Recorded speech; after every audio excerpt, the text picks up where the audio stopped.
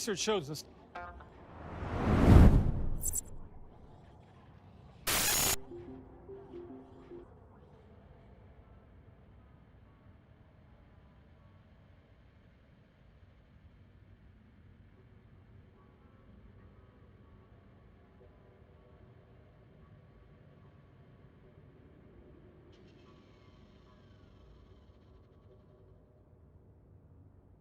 Greetings, fellow yes. Greetings, fellow Empyreans. I am Ashrothi, the voice of New Eden, and I know how to use my own sound tools.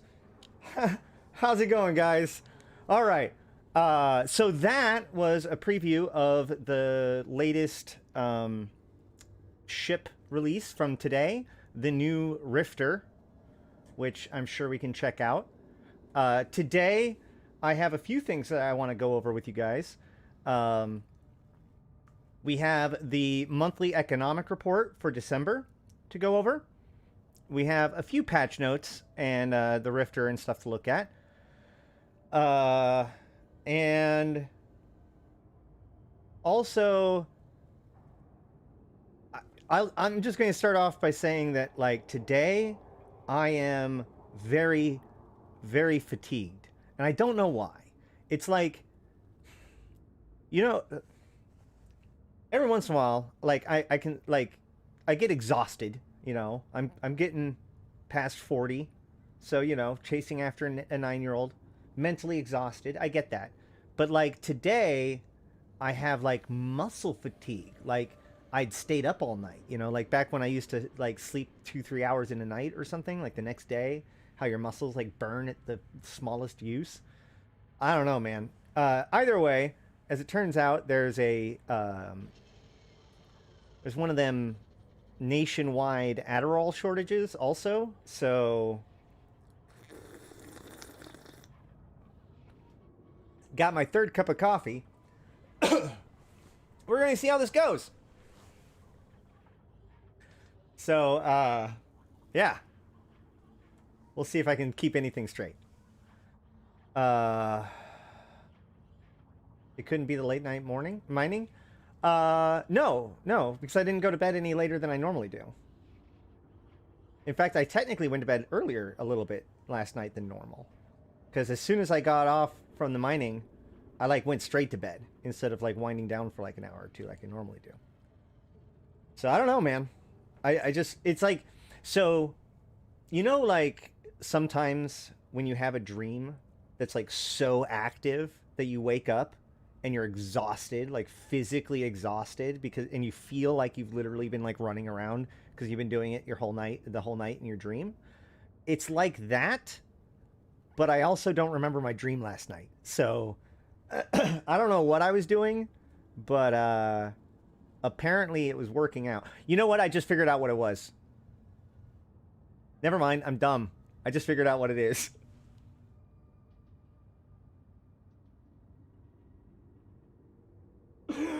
Oh, so I'm like, it's almost as if I'd been working out all last night.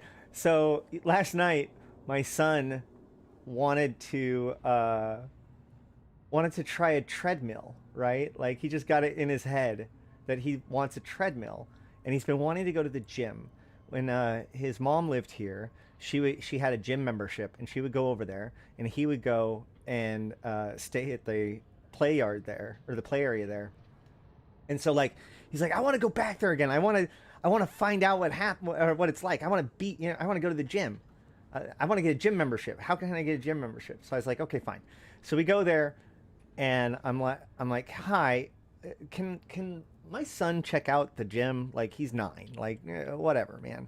And luckily, like, I had to sign the waiver and all that stuff for the guest pass, but they didn't charge us or anything. We were able to go in. So yes, actually, I did work out last night. Not very hard, just kind of like playing around a little bit to show him how to do stuff and all that stuff. Nothing in, like, I still had, like, my civilian clothes on, or not, like, my normal clothes on and everything. So it wasn't like I was going hard at it, but so I don't have, like, sore muscles this morning, but just enough for me to be like, hey, by the way, you did a lot of physical exertion yesterday. So I'm dumb. All right. Well, with that mystery solved, I'm going to put on an ad. Oh man, oh man. All right.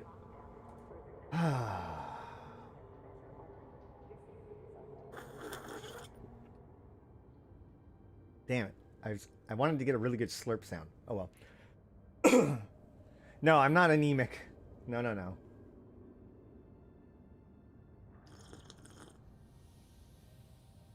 There it is. That's what you guys come here for. Ugh. Excuse me. All right. Is everybody back from the commercial yet? Is anybody back, like, have a commercial and are back yet? Let me know. Hey, Container Records. We are about to jump into, I think, we'll probably do the monthly economic report first. You didn't see one? All right, good, good, good. Also, if the lawnmower outside becomes too annoying, don't bother saying anything. I can't control it at all. All right, so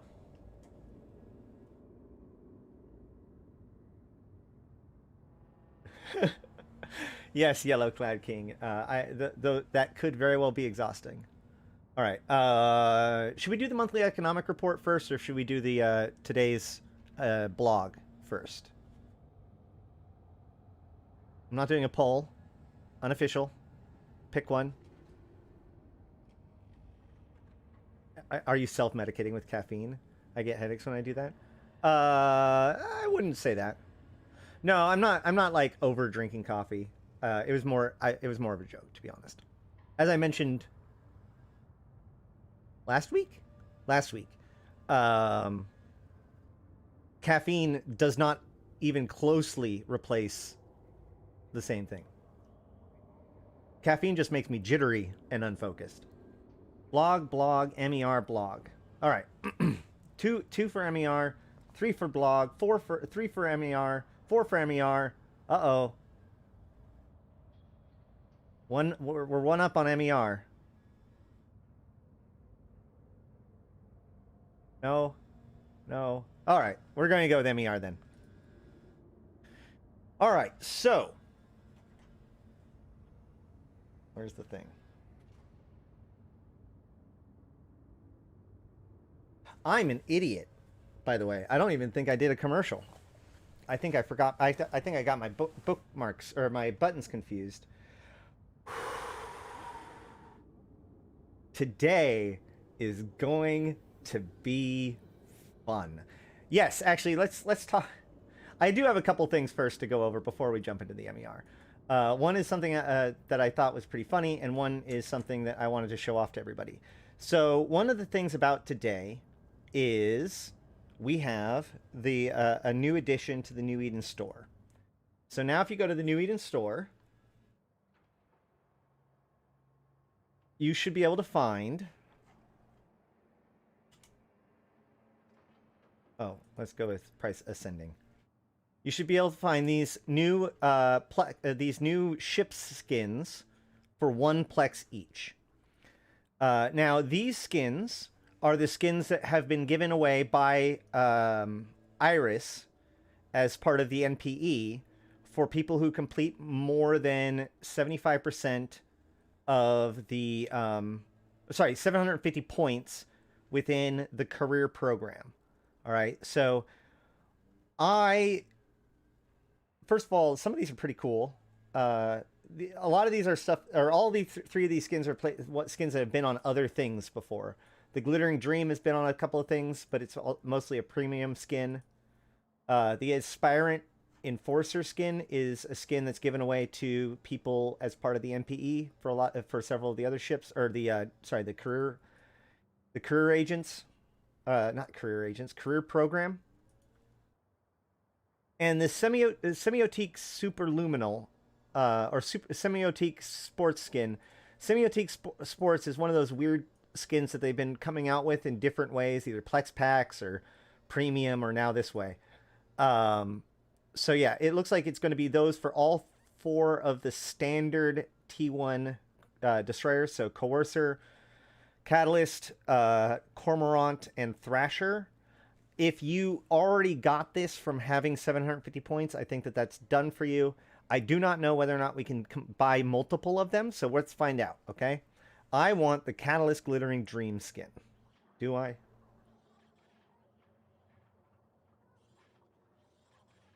I don't know, man. The Cormorant Glittering... Yeah, I want the Catalyst Glittering Dream skin for 1 Plex.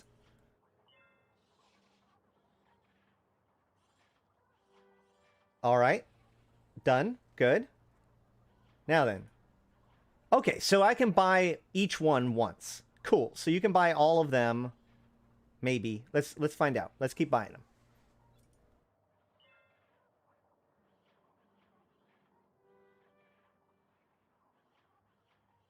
I mean, I assume that this means that I can just buy them all. Because I can't imagine that they'd be like, after a certain number of them, be like, and now you can't get any more without any warning.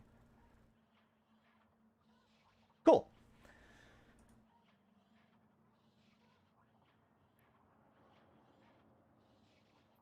So now in the original MPE, they gave you the 1 Plex it takes for you to buy it. It is kind of interesting that you need to have 1 Plex here. However, CCP could theoretically do it as a giveaway in this upcoming event or something. Alternatively, like you can buy Plex on the premium or on the player market, so shouldn't be too hard to get these skins. Now these do apply directly to your character when you use them. So, from my understanding, you can't sell them in any way. They changed the Aspirant Enforcer skin.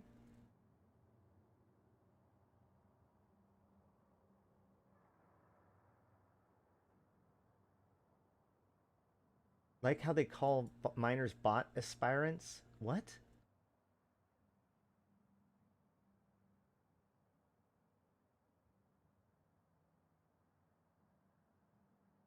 The Aspirant Enforcer was always blue.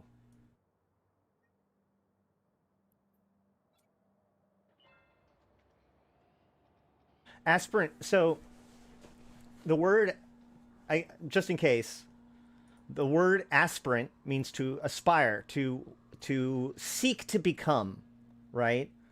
And so these are the skins that are given away as part of the newbie experience. So when you complete the Enforcer track in the career program, you get the Aspirant Enforcer skins.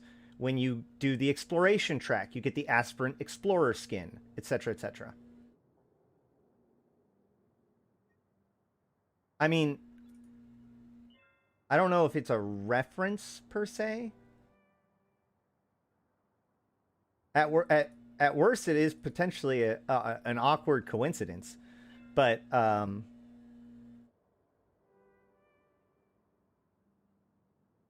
sweet. All right, let's see. So now I go back in here. See, look, if I go into the career program, you can see, like, graduation rewards, aspirant soldiers. So Cinnable, Stratios, Orthrus. In fact, actually, if we, let's just do this. Aspirant.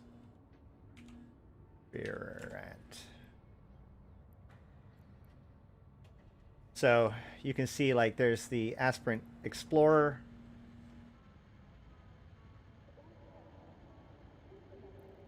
There's the Aspirant Enforcer.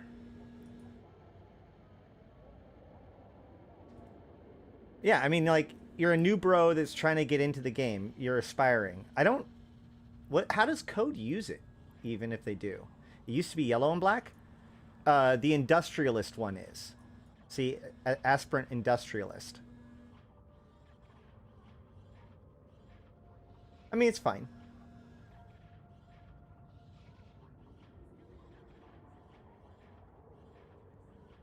Solstice, do not apologize for giving me content. It's fine. If anything, it's getting me to wake up a little bit, which is probably good. All right, so, and this is, you know, Aspirant Soldier of Fortune. They called miners bot aspirants? Where? Oh, I got it. So code would refer to miners as bot aspirants because they aspired to be a bot, or they aspired to botting. I don't think that that's a reason to not use the word aspirant, though. I don't know, man. I think that's just a dumb insult. I do agree that the real problem here is that a lot of EVE activities, not just mining, but a lot of EVE activities are low action per minute enough that bots become indistinguishable from players. And that becomes a problem. Or rather, players become indistinguishable from bots. It was the color scheme? Oh, because the aspirin industrialists are bee themed? I guess I would argue that it's also ore themed or industrial themed, right?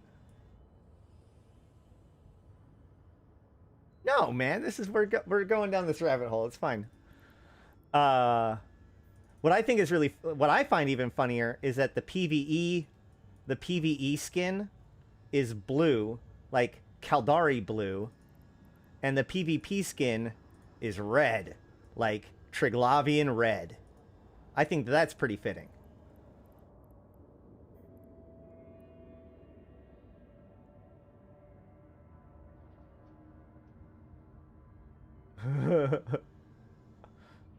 Actually, I'm actually really digging the aspirant industrialist skin for the Venture, come to think of it.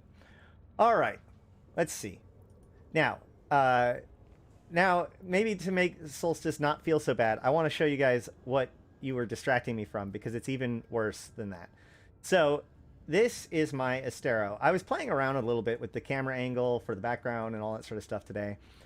And so one of the things that you may not know is that you can like scroll in and out. And this is true on the in space too. But you can also like change your field of view by like holding control and, or hold on. Holding an alt, sorry, and scrolling. Now it like gets this like really zoomed in look, right? And you can do the field of view outside too. But so I was trying to like figure out what would be a really good shot for this, and then I noticed something. I noticed this. Oh shoot! I noticed this right over here. This thing. That looks like the Air logo with the SOE logo over it, but like dark, which got me curious. So I started pulling up other skins. So there's the Air logo. That's the one that's supposed to be there, right?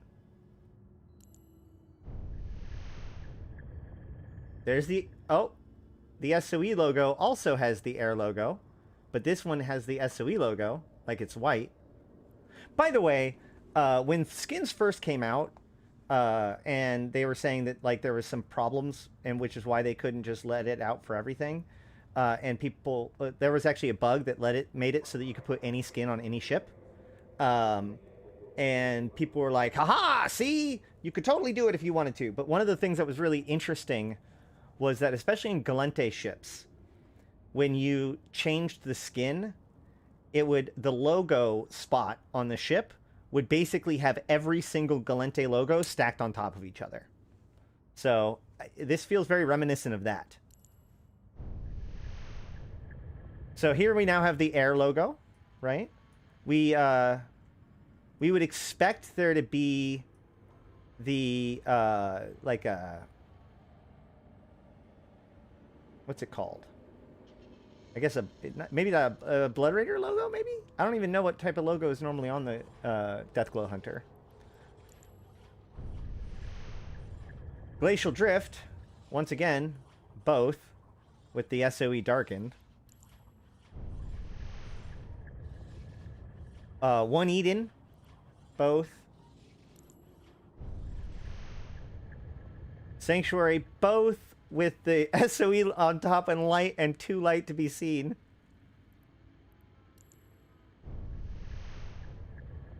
Back to scope's indication. SOE blue cell. Oh, there's the dark one, but it looks like it probably should be there. Yeah, so they have a dark one for when the background's light. Except for the one back there. Oh no! Well, so I believe what's happened here is that this ship, because you can watch it, watch it put it up. You can see that the air symbol is there, and then the logo goes on top of it, right?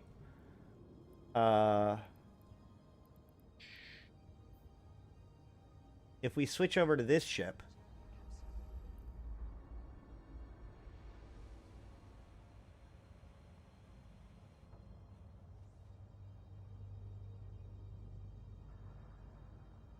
where is the logo on the Kestrel?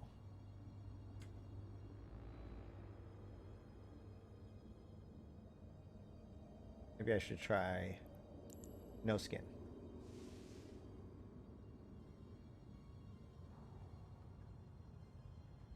I'm looking for the Aha! Well, that's inconvenient. Is there another one on this side? No. Whatever, fine.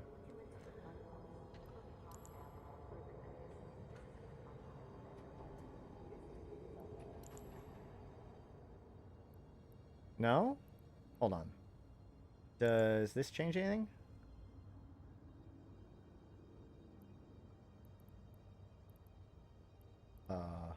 Oh. I feel like that's not even the logo.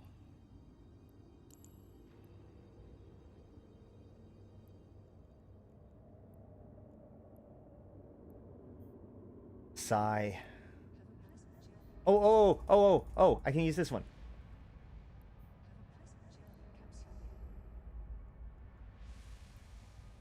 Okay, so there's the logo, right? And then if I go...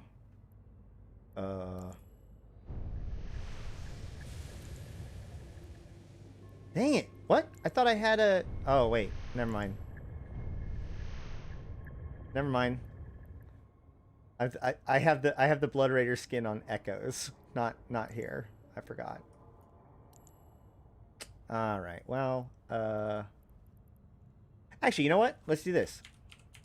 Let's kill two birds with one stone. Let's buy ourselves a new Rifter.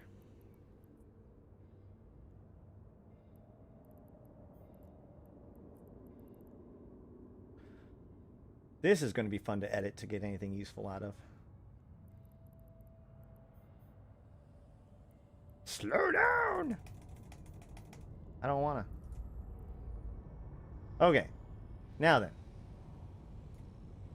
Perfect. Logo.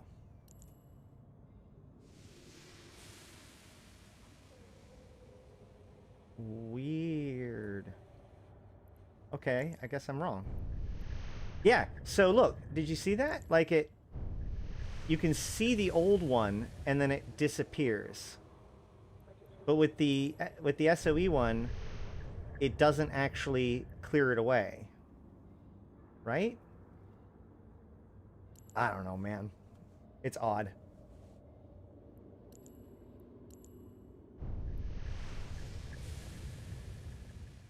Yes, you can get all of the skins once per account, but that's because, like, you, they are auto-inject, right? So... Are they? Wait, hold on. Wait, what?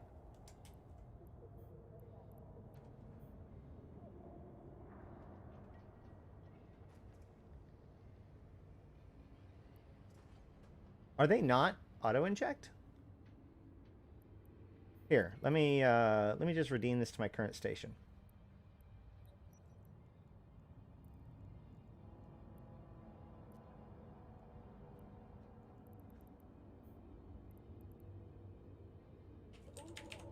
Oh. Huh.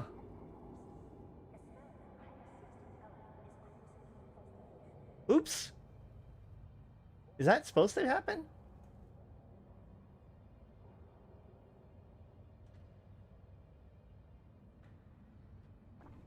If so, could I make a new account, transfer 5 Plex to it, and buy them all? That seems problematic. Yeah, I mean, like, this has happened before. I mean, it's the same as if they gave everybody the skin, right? Which is what happened in the past. And these skins slowly creep up in value after the fact because then they don't give any more out after that, right? But, yeah, they might just be giving everybody one. But I don't... That's wild. Either way. So here's the new Rifter.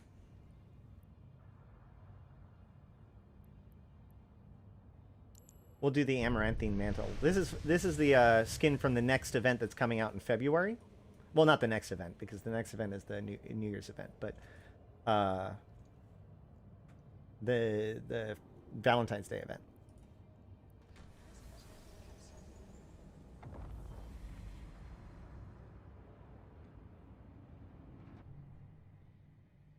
Do you think there will be some way to monetize ISK from Evermarks?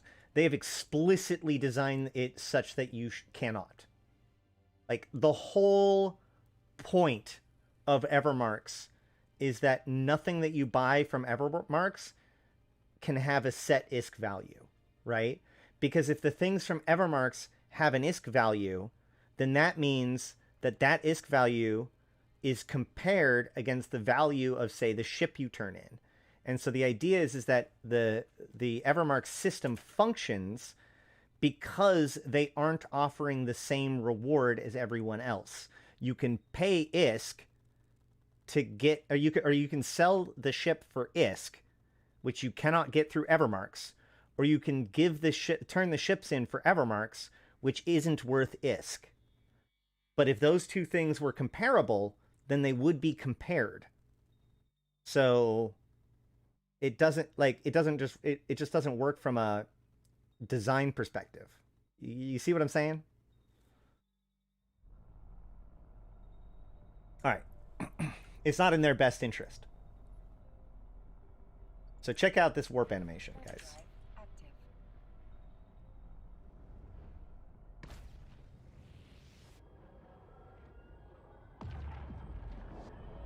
It's even cooler with the Amaranthine Mantle, I ain't gonna lie.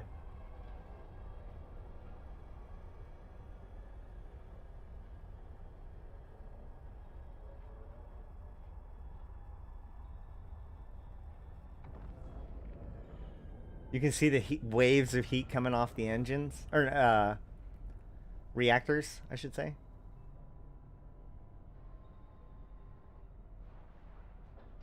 By the way, here's a fun fact. So here's something that I figured out the other day, or learned the other day, I should say, when looking into this. So what I noticed was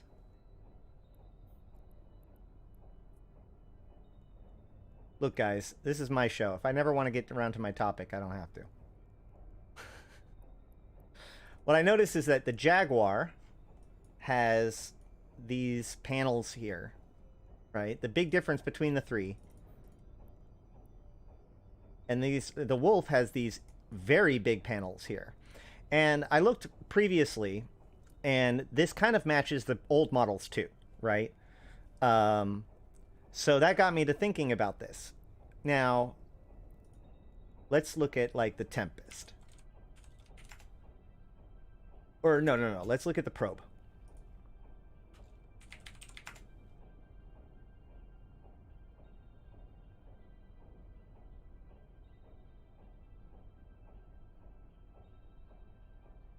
Ships to Evermarks to ISK, ships to Evermarks to ISK, ships to... Right, exactly. Like, it by definition cannot be exchangeable. It has to be a non-comparable. Because it's just how much you value the visuals, right? That's one of the things that CCP has been really working on a lot in the last few years, is developing ways to motivate people that aren't directly related to ISK. Like, one of the things I know really got their attention when it came to the Abyss, or not the Abyss, but invasions, it wasn't just the fact that it was like the first time that PvE had been like wildly popular, or well, PvE and PvEVP, or even any feature really, had been that wildly popular in a very, very long time. But the key was that during conversations with some of the people, when talking about like pain points or, you know, what was working, what was not, the statement was made, I don't care about the ISK. It's not about the ISK. And that concept, the fact that players would set aside its value in ISK in order to actually focus on the objective and invest in it, I think it even surprised CCP in their capacity to be able to do that, given historical efforts. So they have been working quite a bit on finding other ways for people to gain a sense of accomplishment without just it all boiling down to a raw quantity of ISK. Because as soon as you do it as a raw quantity of ISK, then everything becomes comparable, right? If, like, what if you really, really enjoy missions and that's what you want to do and that's what you love to do and this is your speed, right? Like, even as a newer player, like, you're doing level 2 fit missions and you're rocking out. And in your own little bubble, you're having a good time. You know, like, okay, you're going to have to grind for a couple more hours, then you're going to be able to move up to the next tier and it'll be great. And then you find out that there's another way to do it that takes significantly less work and gives you 10 times more ISK. Now, it doesn't matter how much you like that role, that job, and how much you hate the other thing. The extrinsic rewards defeat the intrinsic rewards. And therefore, you end up doing the thing that you hate to chase the thing that you don't, that you need, right? So, whereas like an alpha, like I said, could just sit there and do level 2 missions to his heart's content until he's done with them, and then they can move on. My point is that if you have to justify faction warfare exclusively on how much ISK you can make, first of all that does is encourage people to exploit the system rather than to buy into it. And second of all, it forces it to compare and compete with every other activity that generates ISK in the game. So it's good that it does generate ISK, because people that fly around in PvP and do PvP in faction warfare need ISK, as it turns out. But I remember as we were leading up to the changes in faction warfare, one of the things that struck me was how often I heard from people that not only did they not want more ISK in faction warfare, they wanted less ISK in faction warfare. Because the problem is that the people that wanted to care about faction warfare for its own sake, wanted to fight for their team and focus on control and really buy into the whole like RP war thing, were being beaten out by the people that were just seeing it as a game to farm. So, and I'm not saying that that's necessarily what they did, because faction warfare is clearly still extremely rewarding, but I think it's very telling, not only what CCP is interested in, but also what the player base is interested in, right? For a long time, we've lacked a lot of rewards for achievers, but things like the career agents, things like Evermarks, things like a faction warzone control that can be seen on a map that you can show on the internet to your friends or share it around or look at it from a public space. Like, all that stuff are ways to get people to buy in, right? All right. So, probe.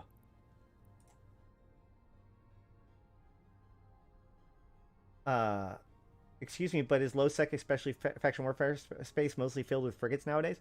Actually, no. Because of the way that the plexes work, I've been seeing a lot more cruisers, a lot more battle cruisers, and even a lot more battleships, especially with the introduction of battlefields.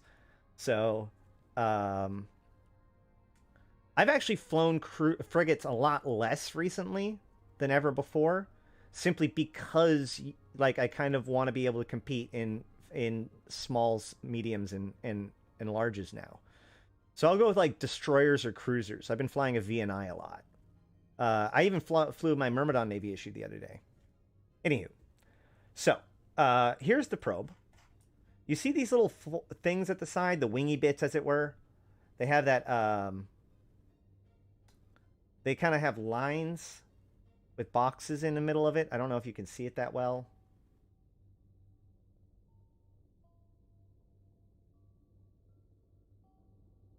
Yeah. So it's like line, like box, and then a line, and then box, and then line, right? And then a smaller line above it. Cool. So these are LADAR foils, right? The Mimitar ships use LADAR technology as a way of sensing things, and these LADAR foils are what allows it to do its, you know, for the ship to sense things. That's why the probe has an extra one, because it's designed to help it do its probe scanning, right? All right, cool. However, with the Rifter, it's actually a little bit different.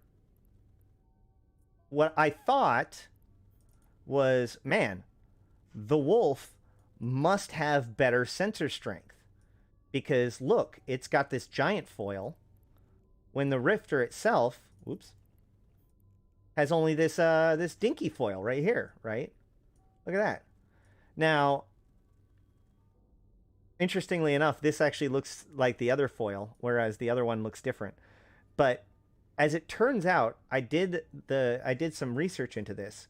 The LADAR sensors in the Rifter are actually these, like the X-wing turret-looking things on the sides. These are the LADAR sensors. So that's the way that that's the sensors for the ship. So what is this thing right here? That's the shield projector. That's the thing that sends out the shield. So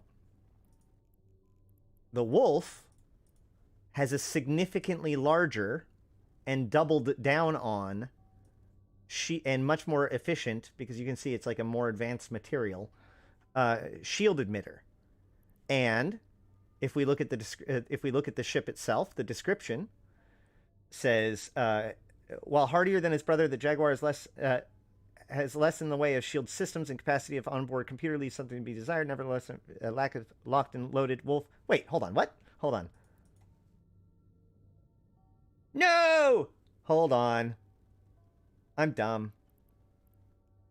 It wasn't even the Wolf I was thinking about. It's the Jaguar. Yeah, it's the Jaguar. My bad. The Jaguar is the one with the more sophisticated shield emitter systems. Whoopsie. Maybe CCP should read their own book about how these ships are designed. No, I'm just kidding. But it says here,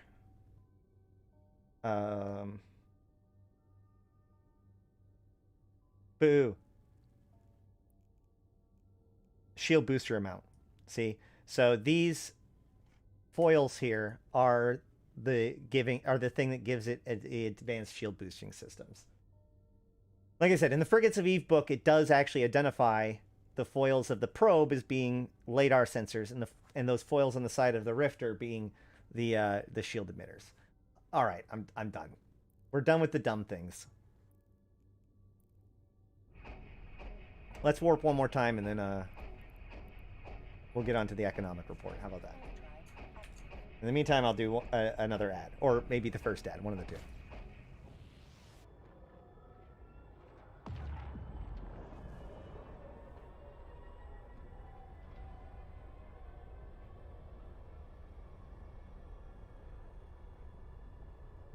Then why does the Vargur cover its shield emitters when going into Bastion? I actually think that's because, if you remember, Bastion used to make you E-War immune.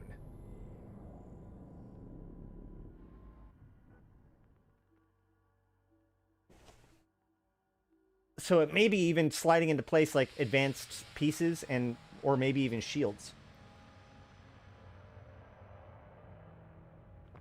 I don't know.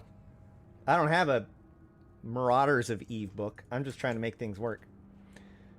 Okay.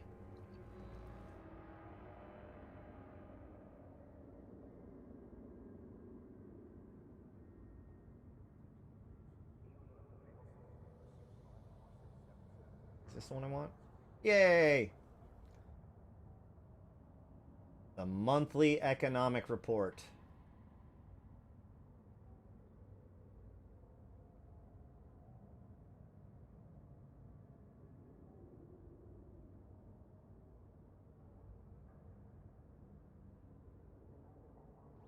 All right. Hopefully that works.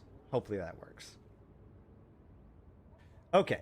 So, first of all, I think that they've started getting these economic reports earlier than before. I'm not sure when or if that happened, but I feel like we were always 1 month lagging behind before. So the fact that we got December's report 10 days into January, or 9 days into January, I think might be noteworthy. But it also is true that I haven't been doing the monthly economic report. I used to do a segment called Ashrathi. What is it?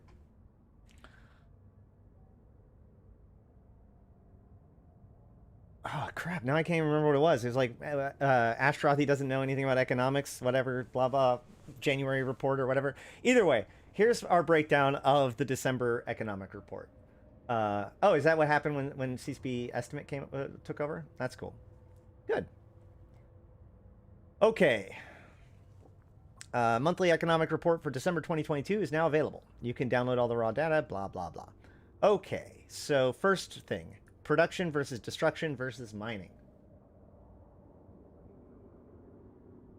So the thing to note here is that, so September is here, which makes it so that this giant leap up about halfway through the final line is uprising, right? That's uprising. As you can see, it rose it up. A couple things I find interesting. The line here is production. This line at January and February spikes up. Is that because... is this because... Wasn't the industry change in April, and so there's like this major spike in production right before? No. I don't know. Oh, maybe that's because no, that's the industry change. That's the other way around. It's the siege green, where capitals were able to be built again, basically. Got it. Cool. Okay. And you can also see an uptick in destruction since the expansion, and also a rapid uptick in mining. But that's also probably this uptick in mining is because of the winter event. The Doctor Who event, I was thinking about the Doctor Who event, but like... that would be like this little bump at the very beginning, right? Because Doctor Who is in January. This major spike in destruction is probably closer to being like caused by the Doctor Who event. But I don't even know if that was true. Yeah. Oh, this is the industry spike? Huh. Well, then maybe that is.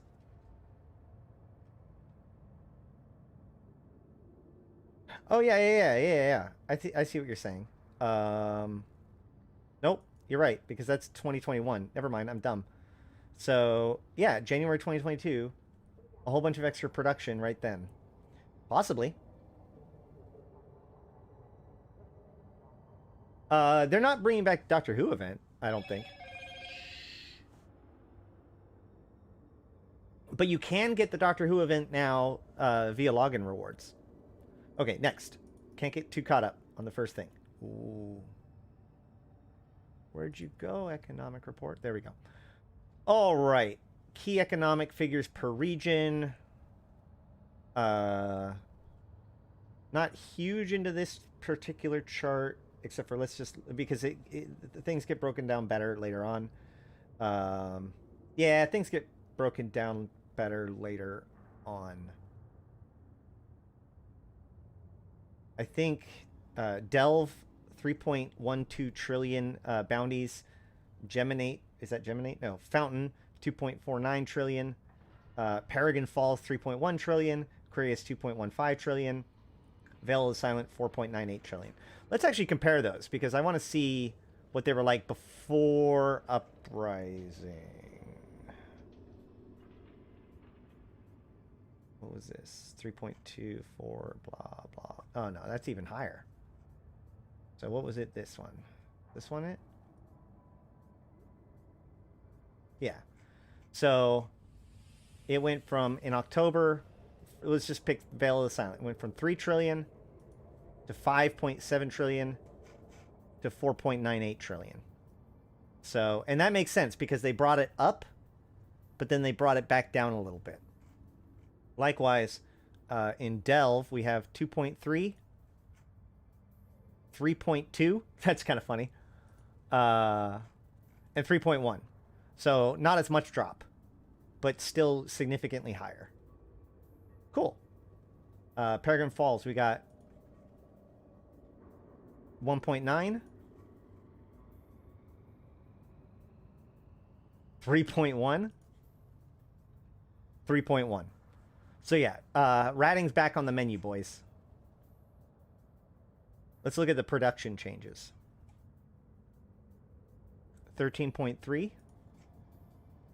14.8, 17.3. Woo-wee, Delve. LP generation down across major regions except in Placid. LP generation. Wait, what LP do you generate in... Oh, I see what you're saying. Hold on.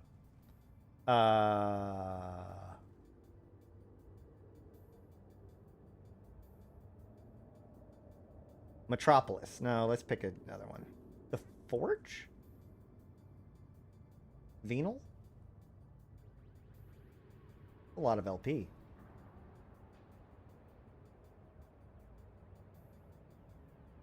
What is in Venal? Hold on. I'm having a moment of madness. Somebody help me out. What's in Venal?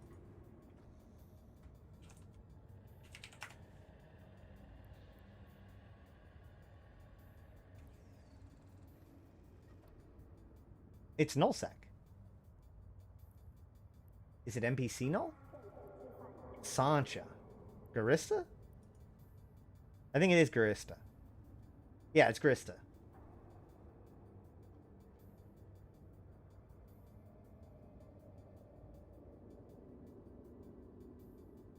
You can't sell the skin, only activate? One thing at a time. So, are you telling me that there's that people earning that much Garistas LP right now?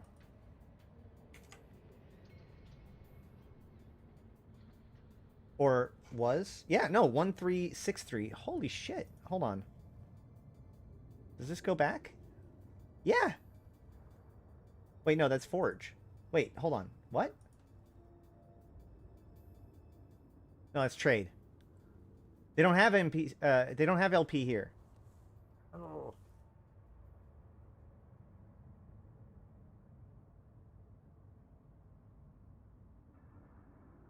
Holy shit! Oh, burner missions.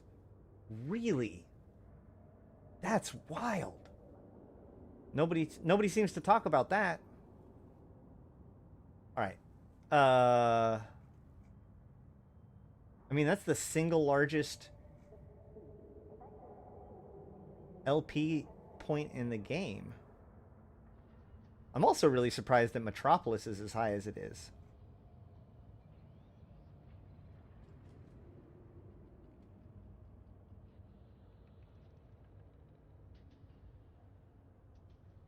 Let's see. Sync liaison.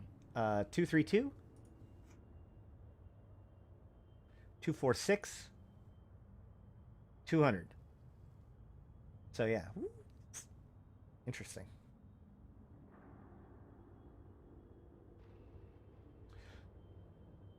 Langissi is in Metropolis. I suppose that's that. There's that. All right, so then let's look at that. Metropolis. I find it surprising. 1287, 1370, 964. No, that's Placid. 1245. 1245. Hold on. So yeah, it looks like it went up and then it went down, but now down is lower than it was 2 months ago. I bet that that's because more people are moving over to other activities. Let's look at Black Rise. 201. 114. 63. 4. What? Let's look at Essence. 300. 203. 265. 309. So I guess Essence is the one. Yeah, I guess most of the fighting has been going on in Essence. Probably. I guess that's a good point. People were doing the winter event. That's true.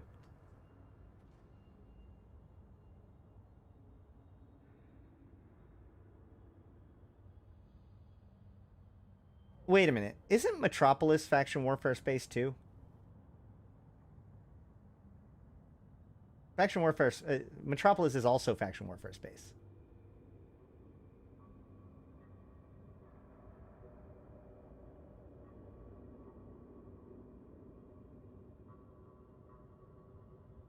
$982. Yeah. Yeah. Okay, so that's a big source of it. There you go. That's where it is. Because look, 982 in August, and then it starts to pick up because this is when transmuters and all that other stuff was going on, and then it ramps all the way up to now where it's at where it's pretty high. Got it. That tracks. I mean, look, I'll put it this way. Essence wouldn't really be on the menu. Some of these places wouldn't be on here if Faction Warfare didn't give it show. Also, it kind of would seem really weird to add loyalty. Oh.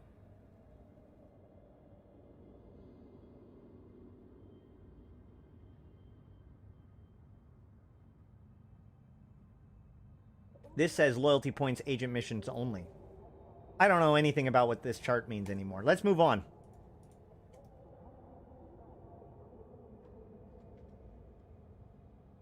I think there's a lot to suss out there. Okay. Asteroid and ore volume mined over time. A couple things to know about this. First of all, you can see midway through November, this spike right here, you can see that there's an activity tick up. And it kind of falls off, but it's definitely higher than it was as a baseline before. This is the expansion, no doubt about it. What I find interesting here is that if you look, this right here, this slant, maps to this slant very closely. Not perfectly, but very closely. And what that means is, like, it looks like it might amplify the spikes a little bit more, but maybe not. What that means is that the vast majority of this uptick is in high-sec mined, right? Because this came to here. That has actually gotten a little bit wider. That's the extra null-sec stuff. Low-sec hasn't really increased that much at all. There's a little bit more in wormhole space, but a big chunk of that jump is all in high-sec.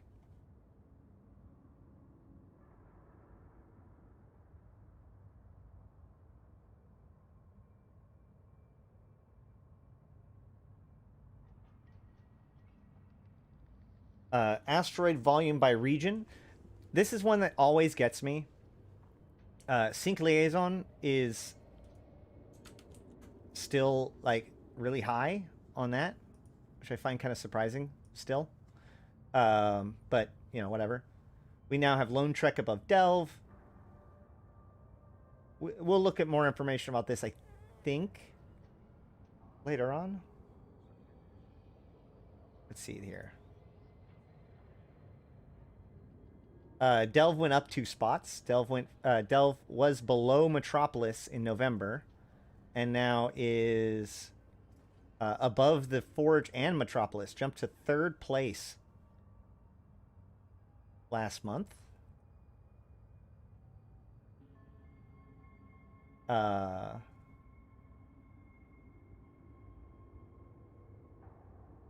Any other big ones? I don't know. Pretty similar. Nothing really to see here. Next, gas volume mined over time. So here we see the opposite kind of story, right? You see this big uptick.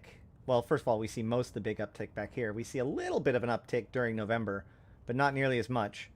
And then a fall off in December. This fall off in December is almost certainly because of the event, right? As people who do gas mining also are willing to do things like events. But here we see obviously not very big of an increase. No change in the trend here. A little change in the trend in low sec. A little change in the trend in null sec. And a big change in trend in wormhole space, I would say. So some of the change comes from additional low sec, and some of it comes from additional wormhole space. Gas volume by region.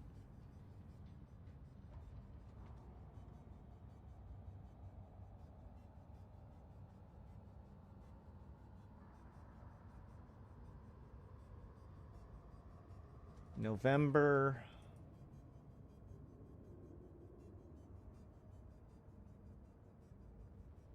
So let's see. Aridia, Placid, the Forge, Lone Trek. Aridia, Placid, Lone Trek, the Forge.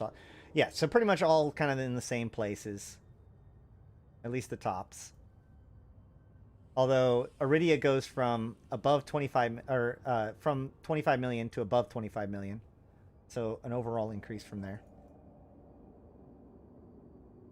Stop blacking out my screen.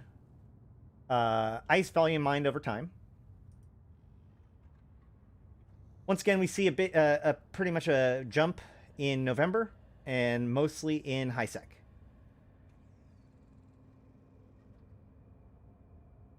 Which tracks. Now, I'm also kind of surprised. You would actually expect to see a big uptick in December, but you actually see a dip down in December, which tells me that the ice and the events don't actually count as ice.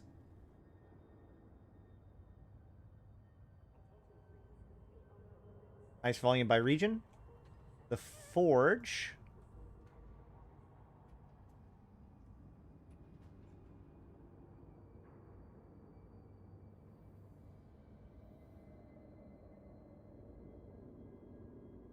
Let's see. It goes Metropolis, the Forge, Evershore, Domain, Low Trek.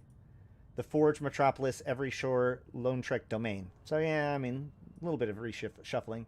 Up from 2.5 to almost 3.5. So up 1 billion in the top spot. Almost up by a third, right? That's pretty crazy. And that's in the Forge. Tons of new ice, lots and lots of new ice being mined in the Forge.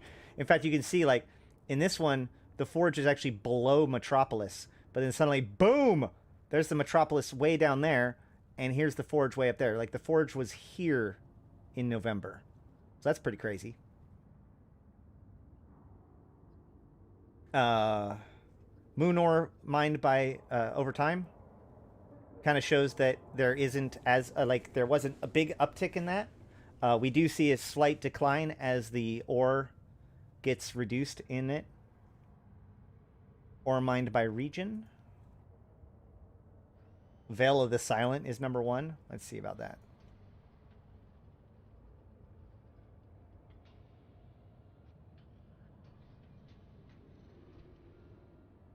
So, Veil of Silent, Delve, Domain, Kalevala,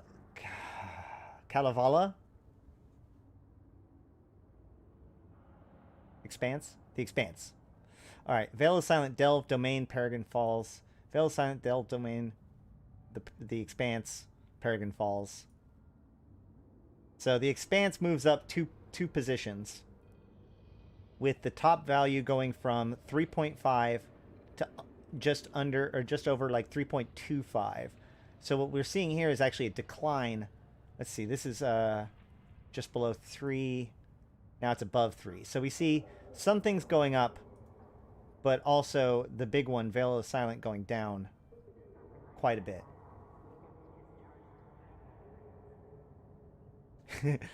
I have my answer. Yeah, exactly.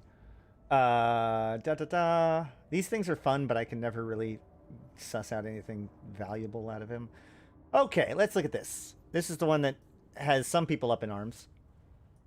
I think I've heard. I understand. So, or at least, I don't know, commenting on it.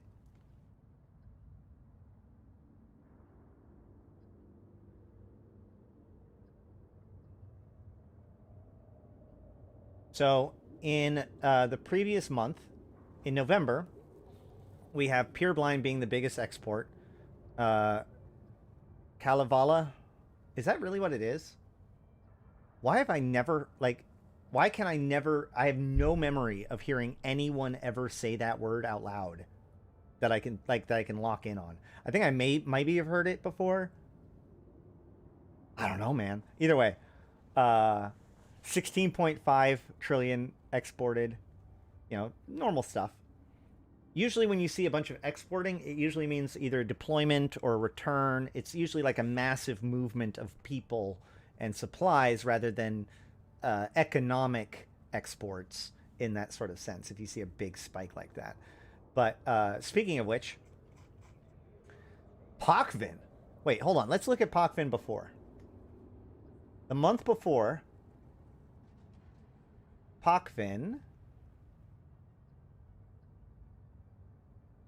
was here with 22.8 trillion imported and 22.7 trillion exported for a net export of 0.11 trillion. Okay? Yeah, an export is an exodus, exactly. Kalevala is in the Finnish national myth. Huh. Okay. But this month, 55.2 trillion. In fact, not even that, because this is also including imports. So, hold on. In last month, they had 22.7 trillion into Pakvin. 22.7 trillion into Pakvin. This month, 166 trillion ISK imported into Pakvin, or exported from Pakvin, with imports being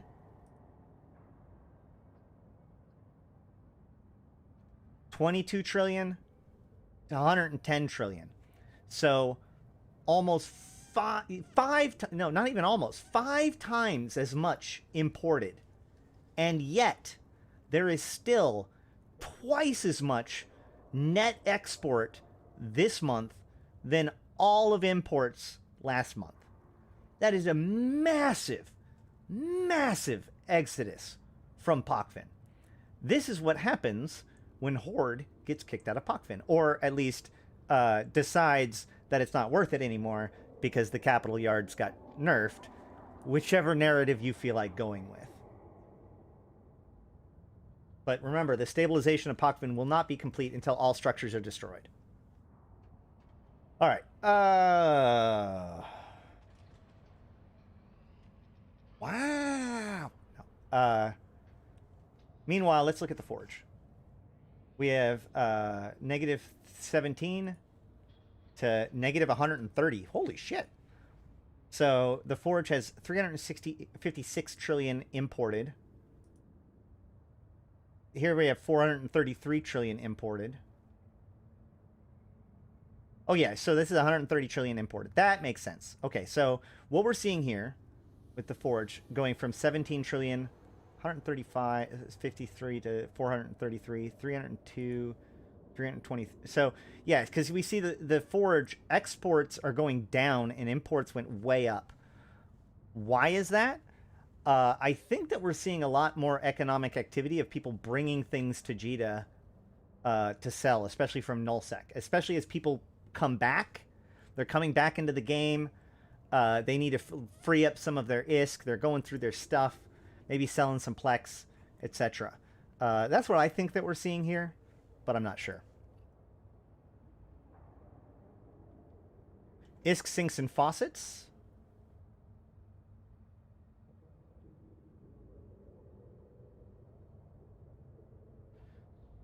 So we have commodities at 55 trillion. And then here it's 50 trillion. In fact, actually, we're not even going to look at this because I like the graph version of this a lot better. Which is this one. I think it tells a better picture. So here we have, see if I can get this zoomed in on. Because it's really the second half of this report that's important. All right. So here are the different commodity faucets over time. And what we see here is like these spikes are events, right? So January sees see this little lump right here? This little green. Nope, you don't.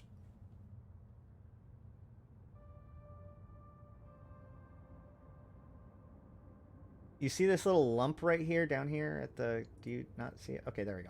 See this little lump down here? Well, actually, no, hold on.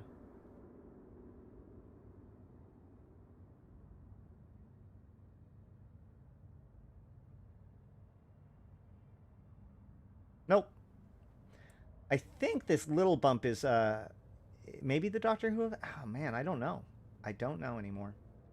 Okay, so, but the blue line is Overseer personal effects.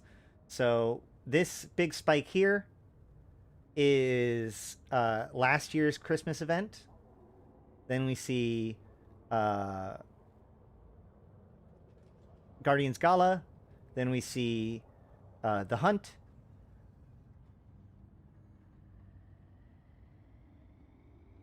Then we see the Capsuleer Day / the cops and robbers event.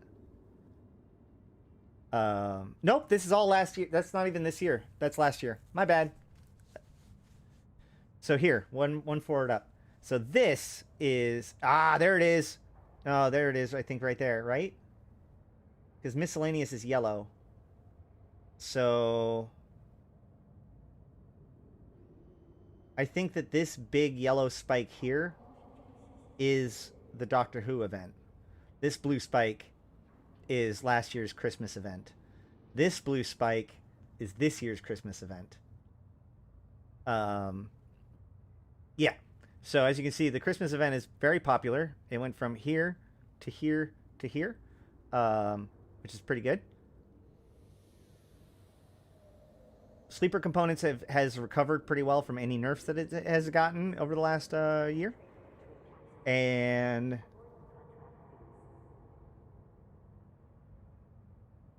I think these miscellaneouses are the like the 4 Empire events, maybe, or other different events. The miscellaneous here might be the Crimson Harvest event. Yeah, it is, because it corresponds with the spike in Overseer effects. Was it?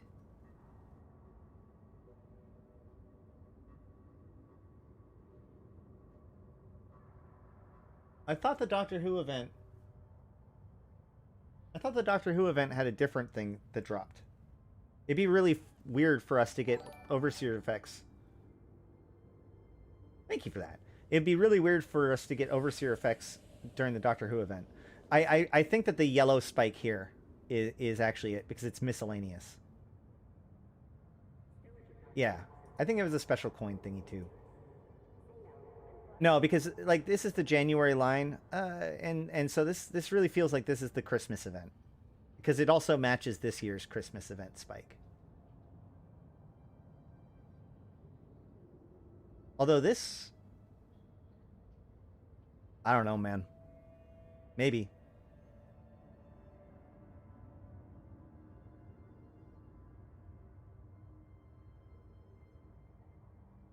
All right. Next. So that's the commodities. Let's look at how commodities match over the rest of the market. Right? So, oh my God. Thank you.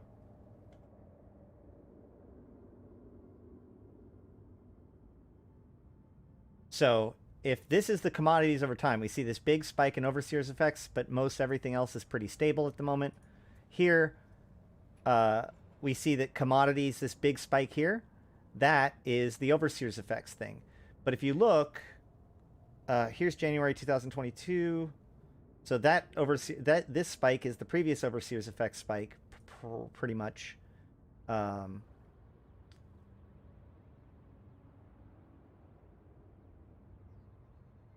But as you can see, same as here, it's also worth noting that overall, the entire thing is higher, and most of that increase comes from sleeper components, where kind of on average it was doing about 0.4 trillion per month. Now it's about 0.65 trillion per month. So an increase of about 30%, right? I think somewhere in there, 50%.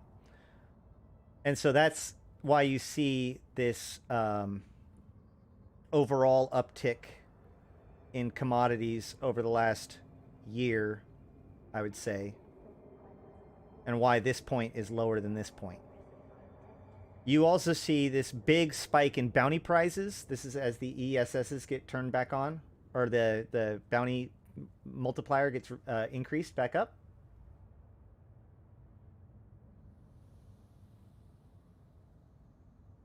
Yeah, the miscellaneous would contain things like war cone blanks. That's the thing I was thinking of for the Halloween one. One of the ones I think is really funny and telling is, so we see, hold on, a tale of two numbers. Ready? Ready for the two numbers? Pockfin, net exports, 55.22. Top 6 commodity faucets over time. Nope, sorry. Top 10 sinks and faucets over time. Corporate reward payout Triglavian invasions. Woo! Boop. We're all the way down. Look at that. Look at that. Slopes for the slope throne, right? Like there. I can't believe if this drop is somehow related to this number, right? Or maybe this number is somehow related to this drop. Is that a better way of putting it? I think that's probably true. Can you make a guide on alpha ganking for profit? You can't gank as an alpha.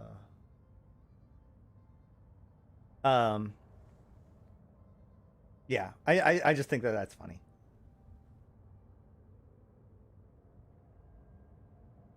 Yeah.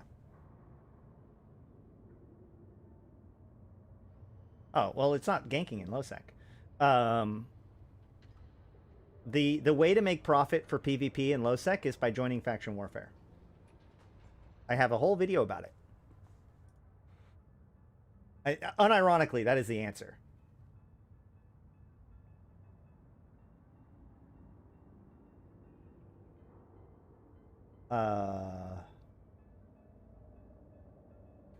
Service fees, money supply.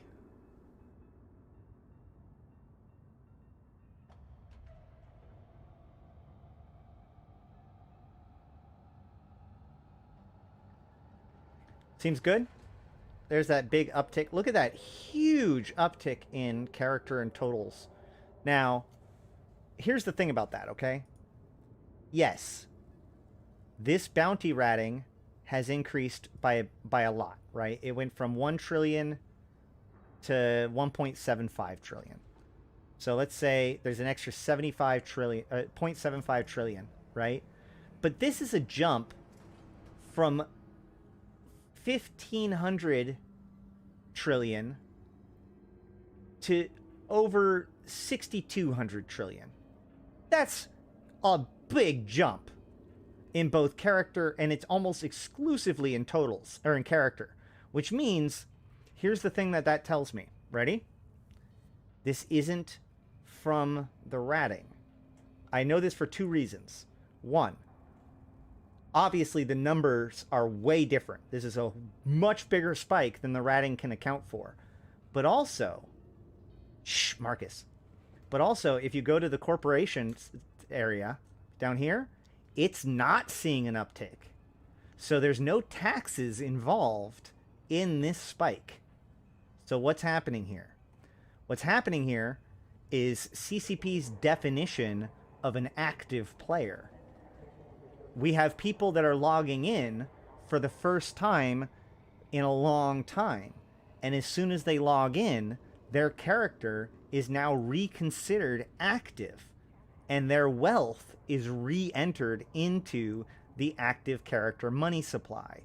So what we're seeing here is direct evidence of people returning to the game. It's just that simple.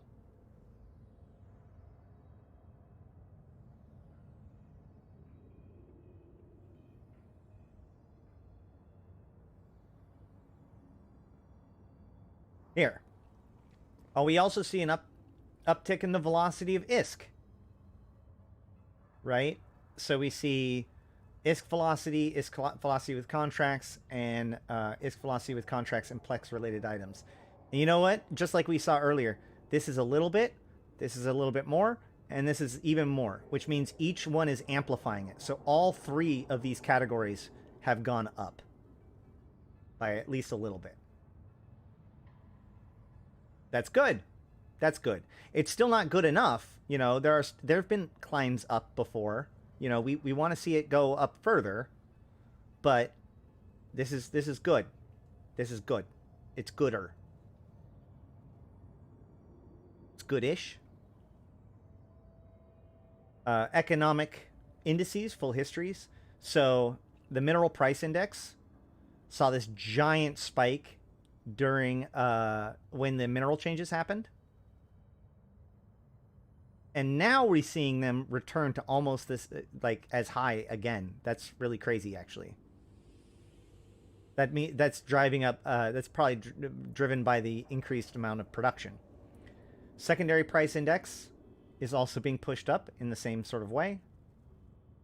I think that's what it is, right? Yeah.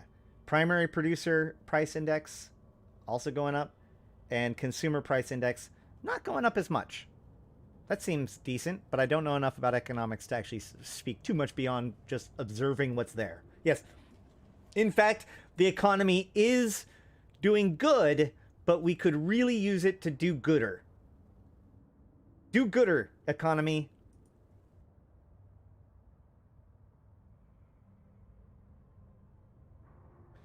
Decomposition of consumer price index. We're seeing, so that dip in the primary producer index is coming a lot from the value of Tech 1 modules, Tech 1 ships. So Tech 1 ships did see a big spike. What? Oh, yeah. So you're seeing it tick back up in the last couple of months with Paragon. But up until that point, we were seeing a decline in value of Tech 2 ships and Tech 1 ships. With the Tech 2, Tech 2 has had a hard time of it. Mostly because the extra moon goo just made it so that there's extra stuff for moons. But also, the bottleneck was elsewhere. So the value of the moon goo kind of went down. Mineral price index.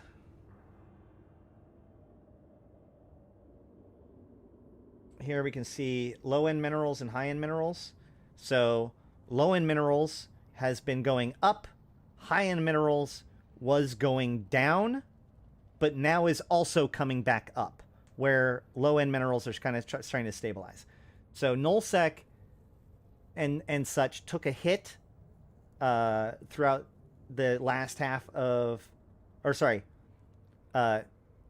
low-end materials has been steadily going down and down and down, probably because there was that so there's a major spike when the mineral changes happen, and it's been gradually decreasing. Or is blue good? Is blue good? Blue's good. Okay, let's take a step back. So the price of low-end minerals have been gradually increasing throughout the year. That makes sense. And then ticking back down at the end, as there's been so much increased mining in high sec. Whereas the high-end minerals saw a steep drop down since the second half of last year and the first half of this year, and has been recovering since. There we go.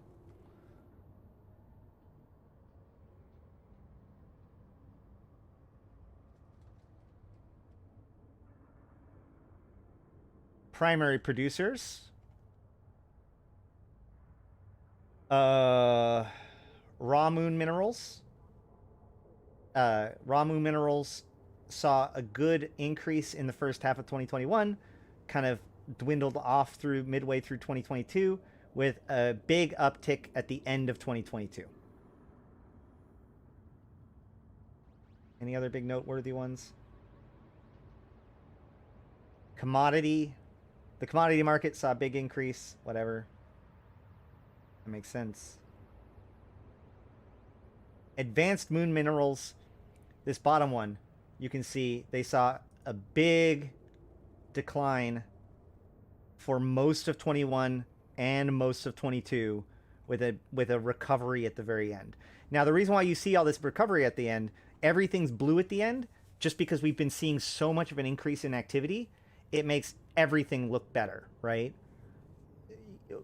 Here's the thing. When there's 30% increased activity, something that gets 11% increase actually means that there's something still suppressing it. Does that make sense? Like you'll see that a lot in the reports from the last couple of months. Either way. Secondary price producers. Anything big here? Once again, we're seeing this uptick at the very end, except for accessories. I don't even know what the accessory one is. My private photo here, visible on stream? What? What have I done? What are you guys talking about?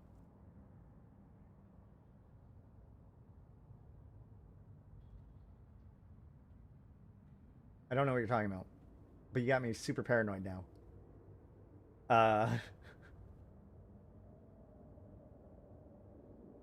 Oh.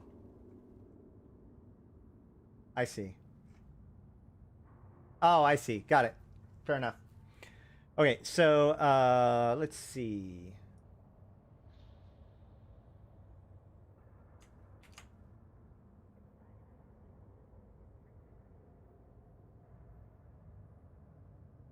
Salvage materials have gone up too. Probably people building rigs.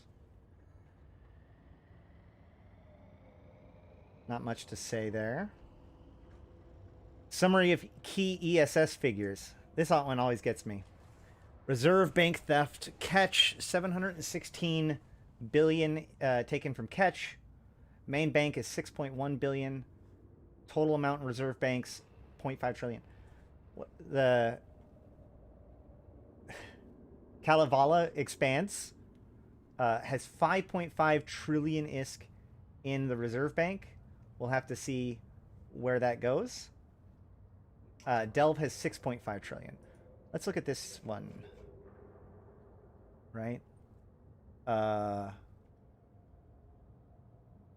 Falls have 618 pulled out. Here they have 1,871. Hold on. This is November. What does it say for October then?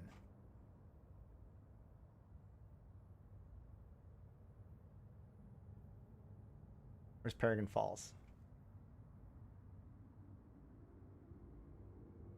There it is. Right? Yeah. So this 3.8 trillion here has now been half of it was wiped out in November, and now the rest of it was wiped out this month. So they've been draining the Paragon Falls coffer. And it looks like they're ready to drain the Delve coffer. Nobody's been robbing Delve at all, which is kind of interesting. Largest main bank heists. 452 million from TVN TAC FM.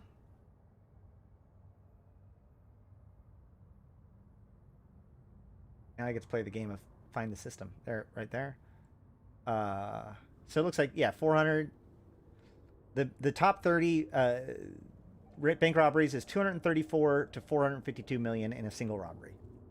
I mean, pretty good day. Largest main bank heists is one tech BK1Q. I'm just going to assume that is Peregrine Falls. I do like the fact that they are specifying which one it is, right? So hold on, let's actually look. One tac BK1Q. One tac K. What? One tac BK1Q. So that is in Oasa. Whereas the milking X5 TAC U is in Fade. Okay.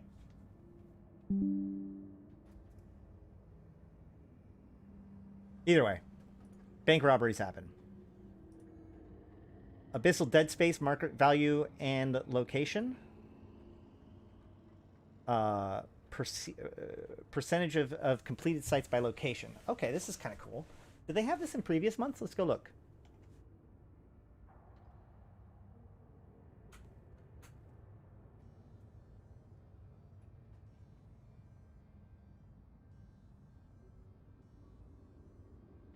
Yeah, they did.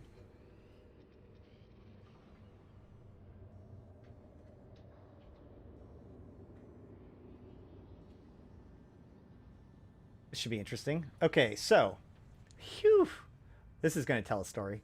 So, HiSec, 58% of all Abyssal Dead Space was run in HiSec.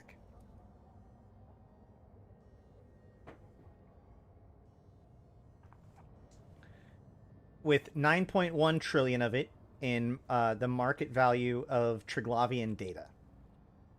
And the Mutaplasma is being worth 2.3. Let's keep an eye on those numbers. November. So as Uprising was hitting, we now see HiSec split 20, 20, 23. So we actually end up with more people, or basically this 60% gets divided evenly, right? Oh, no, because this is, never mind. So this is 0.9 to 1.0. So this 58%, 0.8 is 10%, 0.7 is 9%, 6 is 6.8%, 0.5 is 6.5%. So what you're seeing here is this is the same numbers, because let's see, low sec is half, 7.7, 1.7, half, 7.2, 1.4. So yeah, these numbers are basically unchanged. Low sec, null sec, wormhole percentages, barely different. All we see is that this giant spike in the 0.9 to 1.0 systems get distributed down to the lower ones. We also see Triglavian data cut by a third. It goes from 9.1, or a quarter. It goes from 9.1 to 6.7 trillion. Meanwhile, the mutaplasmids go from 2.3 to 1.8, and abyssal materials go from 1.8 to 1.2. Filaments go from 1.7 to 5.6. Now, that's not saying that the price of the items are going down. The price of the items are probably going up. The issue is that there's less of it being done. And the best reference for this is the Triglavian data, right? Because that's a commodity. So that will show you the purest version of how much activity has decreased. So if you look at like the difference between 9.1 to 6.7 to 4.9, that shows you the direct decline of the chain of the running of the Abyss. Yeah, they made it so that you can no longer run high tier Abyss in like 0.9 systems. You have to, if you run the Abyss in systems that are too low or that are too high for what Abyss you're running, it gives you a suspect flag now, right? And I think, what is it, in 1.0 you can't run them at all. Is that what it was? I can't remember the exact, like, the other restriction. But so my point is that we are seeing a overall decline by, let's call it half. Half is actually a good guess. 9.1 to 4.9. That's almost half. Okay? But the value of this goes from 2.3, so we'd expect it to be like 1.1. It's 1.6. 1.8, we'd expect it to be, what, 0.9? It is 0.9. Other hasn't changed at all. Oh, 1.5, or 0.5, yeah. 7 point to 4 point. So filaments haven't gone down that much in price comparatively as much. Materials has. Mutaplasmids hasn't. Triglavian data is, of course, our baseline for this.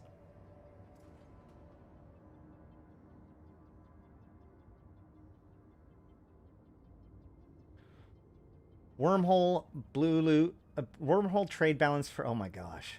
This chart, man. This chart.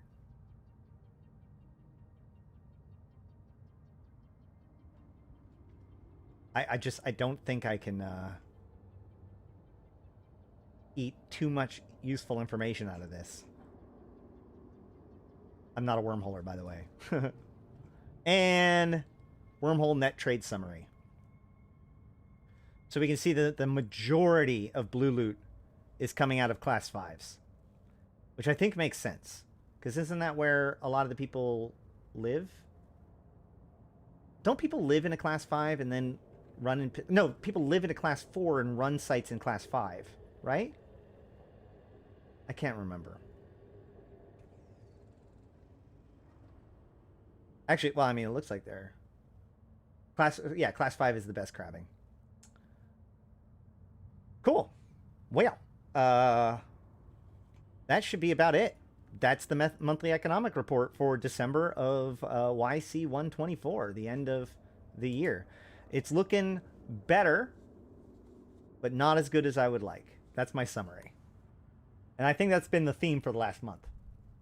So, with all that said, I hope that you I hope that you learned something, or if you disagree with me, feel free to leave comments down below with any points that I may have missed, things I should look at, points I should circle back on, ways I'm wrong, books I should read in order to have any sort of... No, I'm not going to read them, but you can tell me that I'm an idiot without having read some book or something like that, and I'll note it. No, but without further ado, I've been Ashtarothi, the voice of New Eden, and I'll see you in space.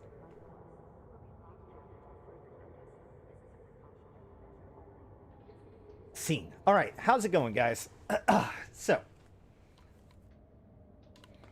we can do the next one now soon. What time is it? It's 12:34. Okay. Yeah, there's been some gifted. There's been no. I'm not leaving. That was just the end of that one. Yes, good, but room for improvement. Exactly.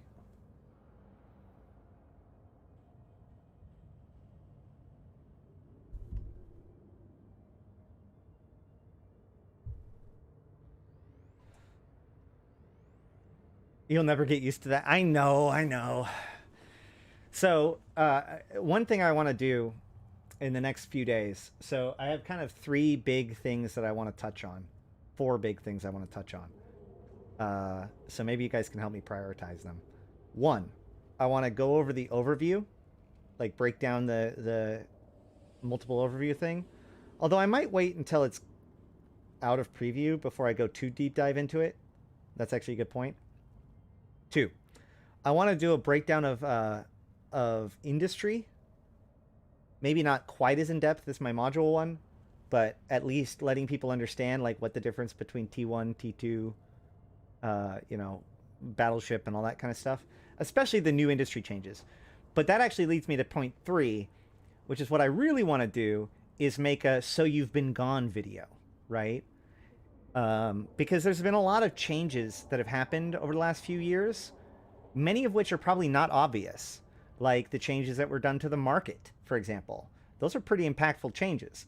But if you don't 0.01 ISK all the time, you're not going to even know that they happened. So I think that that would be a good one. And then I thought I had one more. I do those in reverse order personally. It's actually probably a good idea. I had another one and then it just fell out of my head.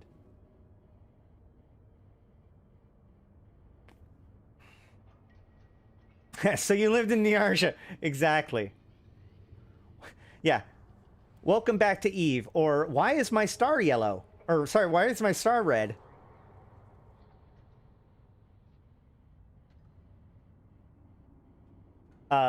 Also, yesterday, I've been working on something. I can show you guys more of it if you're interested. But this is just a preview of something I've been working on. Check this out.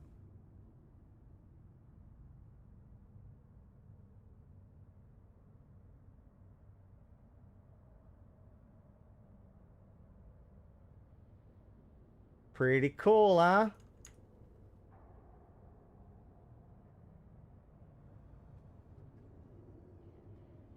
And this is just a GIF of it. It actually does, like, this is running in Unity. And it was actually relatively easy to do. What I want to do next is make it so that it, like, has a glitch effect on the hologram to give it a little bit of a better look. And then make it so that, like, it appears differently. Like, you know, like a schematic does. I also noticed that this text is actually really big, which is nice because I'm going to compress it down and maybe put stats for all the different modules too across it. But my goal here is to like build a thing that just like gives you everything you need to know about this thing. Maybe even like leads to a video about it, you know. And this is just a proof of concept with the whole new Tristan. The other thing is that what I'd like to do is make it so that it's automated insofar as like I can drop a fit in, right? And it will automatically populate the high slots, mid slots, and low slots. Right now, all of this stuff is put in manually, which was a pain in the butt. But I could, in theory, make it so that it could read in a fit and output this kind of display. So the idea would be that this would be part of an overlay. So when I'm flying around, you could literally see my fit in this sort of way, potentially. What do you guys think?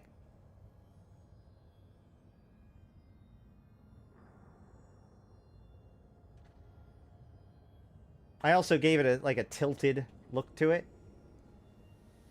You know, the idea is like it'll fly up and then like it'll turn. I got inspired by the breakout. Have you guys seen the industrial video yet?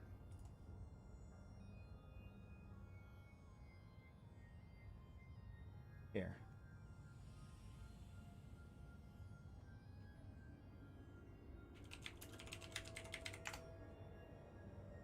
Let's get demonetized again, okay?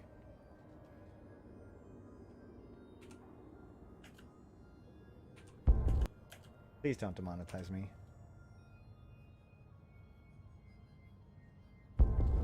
When there's a big war going on somewhere in the universe, that always reflects on the markets. Which makes people like me happy because we're the one making money off it. I'm the CEO of a industrial corporation in EVE Online. We're a 5-man operation and we specialize in manufacturing and delivering fully fitted chips in bulk. After huge battles where people lose, you know, thousands of ships, then the next day what they're doing is they're reshipping, right? This is where my corporation comes in. When we receive an order from a client, the first thing we do is separate everything, we analyze it, we look at all of the ship hulls, all of the rigs, the ammo, the modules, and then everybody just gets to work. So cool. Some of us are going to be specialized in mining or keeping an eye on the stockpiles, and these primary resources, they will be picked up by someone. All right, I'm good. 50 men, 60 counts. Yeah. Hey, Marcus, hit me up after this, because I need to talk to you about something else. All right, let's talk about Let me do an ad, and then we'll talk about the next thing. Let me know when you guys are back if you guys see an ad. I know most of you don't see it. Whatever. There we go. That worked. All right.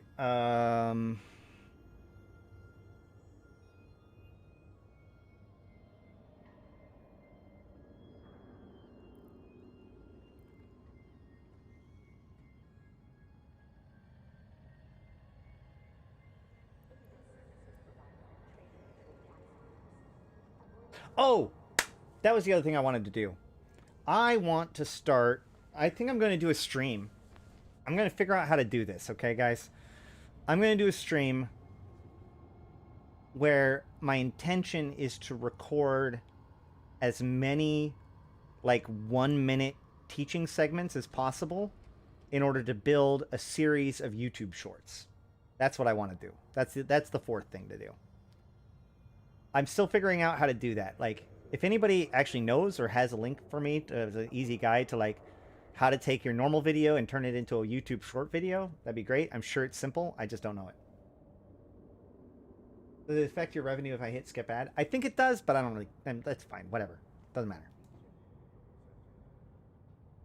All right.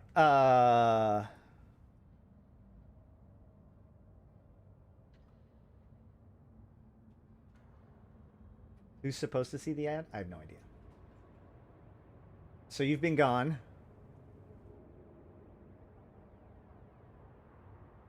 So you've been gone to Industrial Boogaloo? Yeah, so you've been gone, short streams. So you've been gone to Industry Boogaloo, and then Overview and You. So since you've been gone 3, Overview and You? I don't know. That sounds like a good enough order. We'll see. No plan survives contact with the enemy, right? So we'll see.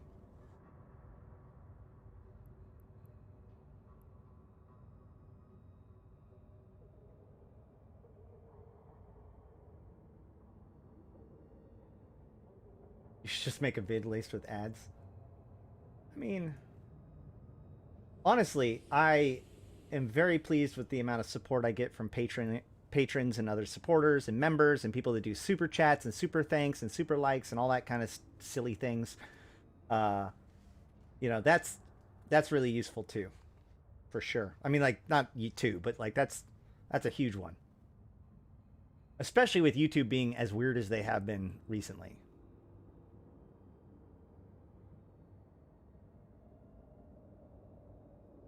How old are abyssal filaments? 2017.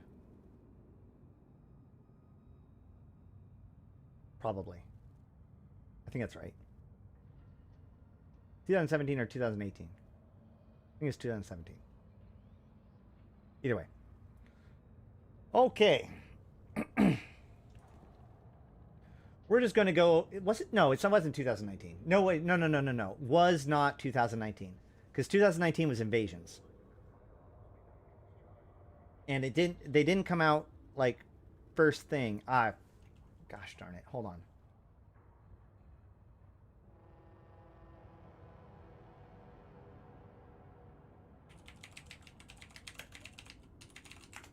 Nope. Triglav, Into the Abyss, Eve Online.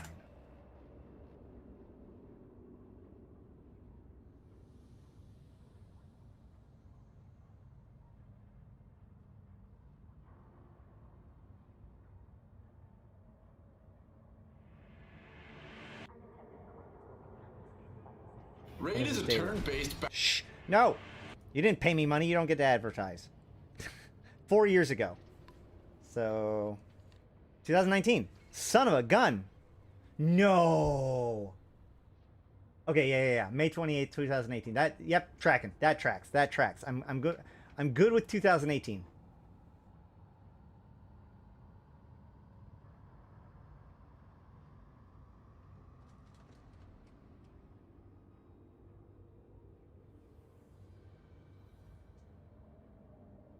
Lazy one.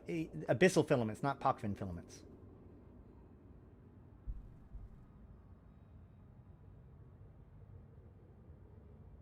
Okay. We have a new dev blog to ring in the new year. New releases released to start the new year. It's time to kick off yet again. It's time to kick off yet another action-filled year as Eve gets closer to its 20th anniversary and the start of a third thrilling decade in New Eden. This year promises to be filled with intrigue, action, and events. In last week's producer letter, the roadmap for this year was revealed, followed by an in-depth look at the bright future of EVE Online and CCP TV livestream, which I covered all that in a previous video. We have the rebuilt Rifter, which is the video that we started out with. We can show it again if you guys want, since there wasn't a lot of people here the first time.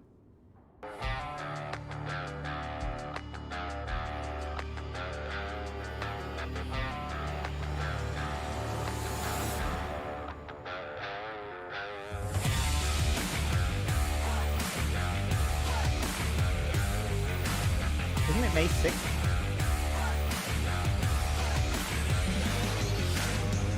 March 6th?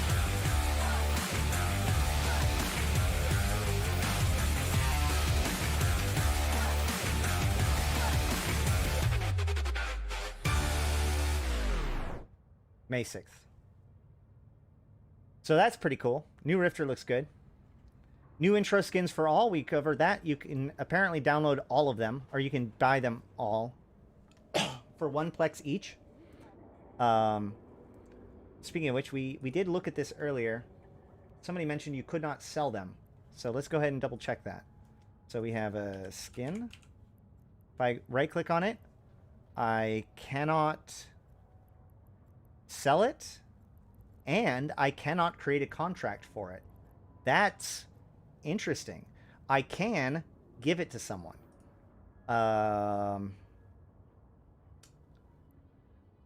Spoons, if you want to come here and dock up in HQ, we can experiment with that.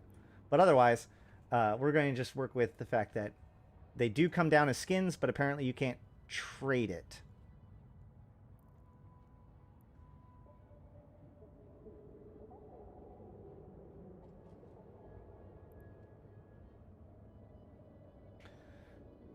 New skill training offer. Okay, so this one's kind of wild, right? So for... Okay. Let's test this out.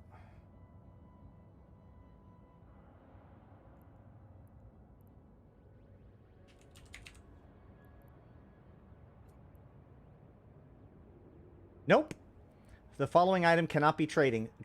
Catalyst Glittering Dream Skin. So it is soulbound. It is bind on pickup. But it doesn't auto apply. It's somewhere in between.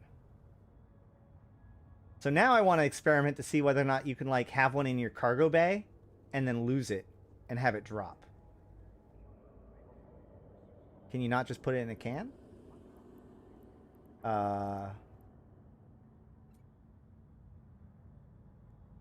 It cannot be moved into a ship. I assume that means it cannot be moved into a container either. Oh, it can't be moved into a ship, so I can't lose it in a wreck. Interesting. That's a new way of looking at things, I suppose.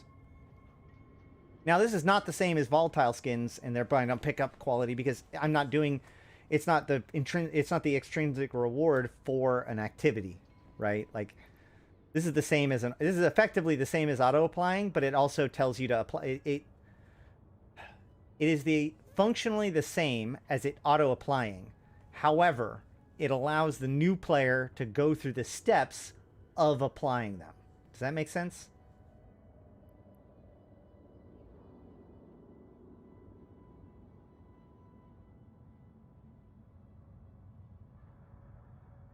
Okay. Million free SP. So for $30, you can get 1 million skill points, a special cerebral accelerator with +8 to all stats for 8 days, which I'm sure doubles, or not sure, but like should double, and 2 free skill extractors. Here is the weird thing about this, okay? Like, it comes with 1 million free SP and 2 free skill extractors, right? Does anybody see what this? Well, so Virewolf, you got to realize that like with the skin thing, it's part of the tutorial. Like it's for new players. So the act of being like, they could just give you the skin, but no, they're like, here's 1 Plex. Now go buy the skin. Now go apply the skin, right? Just to like get you to go through the process. That's why it has those extra steps in this particular time. Anywho, there you go, Spoons. It's not even a skill farm starter set. This is literally just, here is 2 skill extractors for 30 bucks. For 30 bucks, you can buy 2 skill extractors. Or two skill injectors, rather. Right? Now, obviously, it's 1 million free SP, so it doesn't have the diminishing returns. But basically, they're like, here's 1 million skill points, and here's 2 skill extractors to extract those 1 million skill points. That seems really weird, doesn't it? Doesn't that feel like it's like, well, isn't that a way for CCP to sell skill injectors without selling skill injectors? Right? Like, this is literally a build your own skill injector kit. Speaking of extra steps. It's weird. I don't think that the next Paragon thing will be selling skill injectors. I'm reasonably sure it'll be other kinds of activities, but I digress. Because CCP doesn't have to justify selling skill points in the same way that they have to justify selling ships. In fact, I've been on the record in saying that we should never have been allowed to sell skill points in the first place. But, you know, Pandora is out of the box, as it were.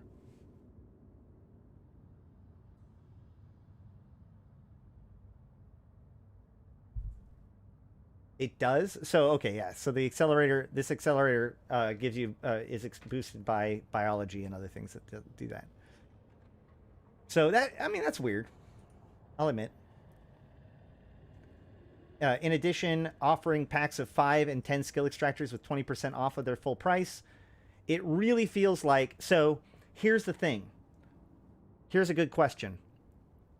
Why would CCP be selling skill injectors or trying to flood the market with skill injectors right now?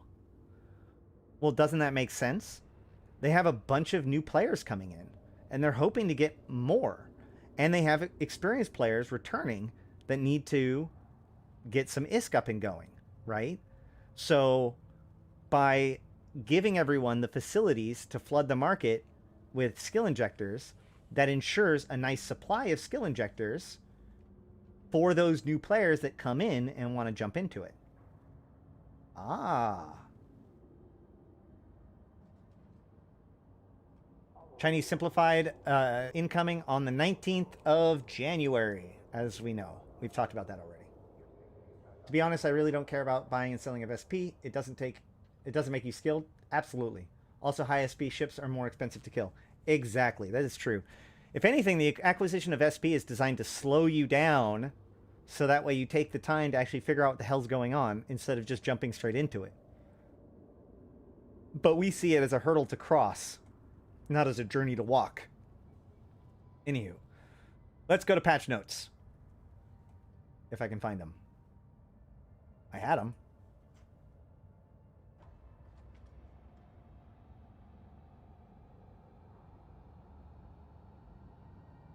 Patch notes. This is pretty simple. We're just going to breeze through these. Volume of drone navigation computer 2 is now 5 times as big because it matches the other variations of the model. Crimson Harvest boosters are now done. Rifters and other variants have been changed. There's new help pointers. They adjusted some of the UI. And Syllabix Skates will now have the jump option as available in the selected item window if you're warping there. Asteroids and gas cloud items will now list their volumes to 3 digits, so it comes to items like compressed Veldspar will not be rounded down incorrectly to show 0.00 M3. The battle against CCP round begins.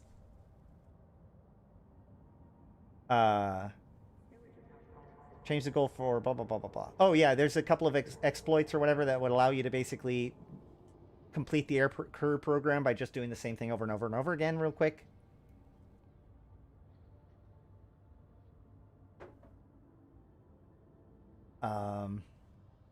Added proper grouping, the default filters of multiple overviews. Yes, a lot of people were frustrated with the difficulty in finding the correct filter in their D-scan. Updated the quick bar button icons in the market window. Added a wallet balance indicator in the market window's header. Yeah, I noticed that earlier.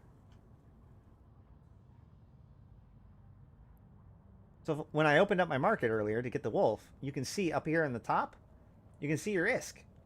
And like when you buy something, you can see it disappear. Bye.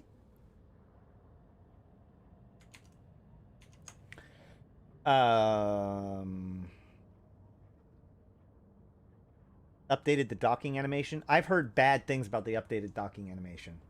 Hold on, I didn't notice it earlier.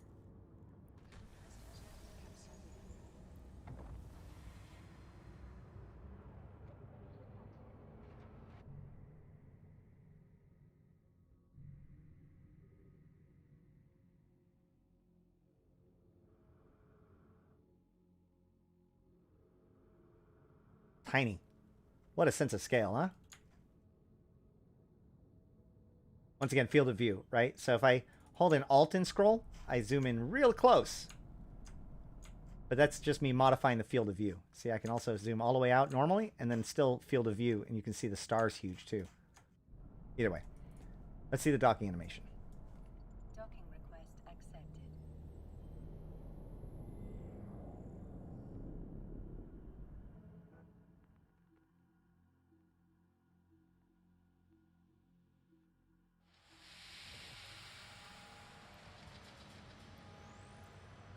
Oh, I see. Because it like fades away pretty slowly.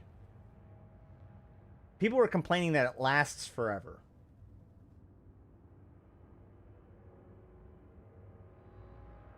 Oh yeah, you can change the FOV with both mouse clicks too. Wait, no, I think that's just normal zoom, isn't it?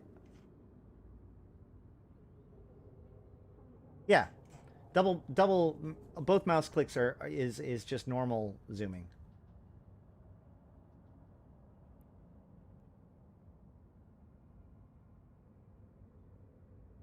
All right. Whoa, whoa, no, no, no, no. Stop. All right. I don't get why the dock animation persists into the hangar. It is kind of weird.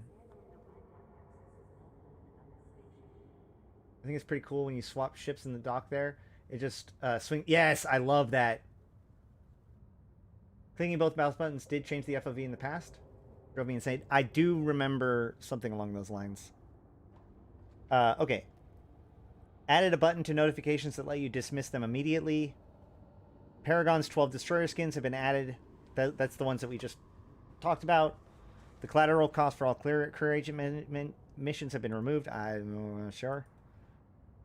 Aura's docking permission denied alert will now play again when a player enlisted in faction warfare attempts to dock in an enemy-controlled rearguard or command and operation system.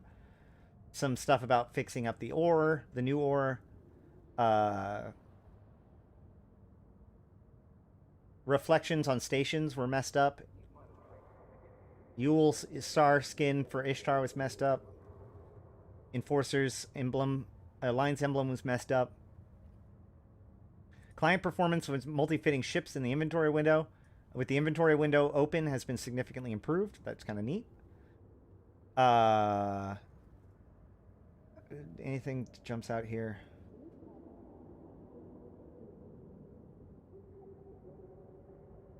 The Munin has now swapped to using missile masteries instead of projectile ones. That's probably good.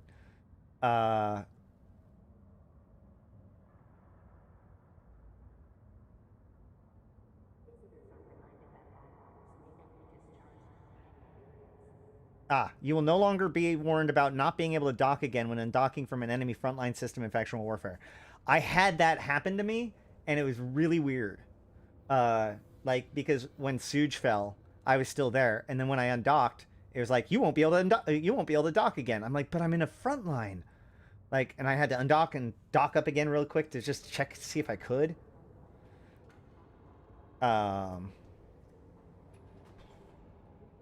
FPS monitor window is now lockable. Okay.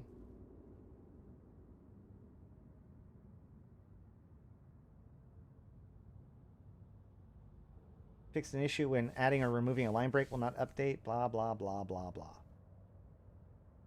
Oh, hey, may group all group other modules to one with the lowest flag. When grouping 8 guns, it'll now group them in F1 instead of a random slot. Hell yeah! That's actually really nice. That was just bugging me the other day. Reorder the menu in the fleet window. Man, they do that every once in a while just to try to trick people into jumping instead of bridging, I think. Let's see. Scroll bar no longer overlaps brackets in space brackets. Group tooltips. Title and option.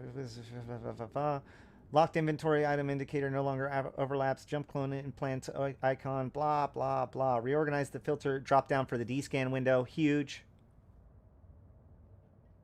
Context menus no longer.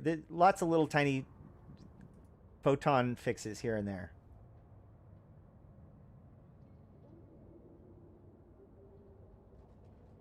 When you have multiple overview windows, the numbers in the distance column is now consistent between windows. I'm really curious as to what made the distance column different in one window and not different in another window. Why am I 300 meters from him on my combat overview, but I'm 500 meters from him on my friendly window or something, right? Like, what? Are you serious? Notification window widget. What is real? How do we know we have the right one now? Notification widget no longer has a plus symbol in the corner. Blah. Iris will no longer offer the personalization introduction experience if there are no remaining available offers for the relevant destroyer skins. In other words, if you've bought all the destroyer skins, Iris doesn't offer it to you. Fix an issue which would cause wrecks other than the salvage target in the second. Blah, blah, blah, blah, blah. Okay. Well, what I find really interesting about these patch notes, the thing I'm going to be most curious to keep a track of, going back to HoboLeaks for a second. I thought I did a dark mode thing. Hold on.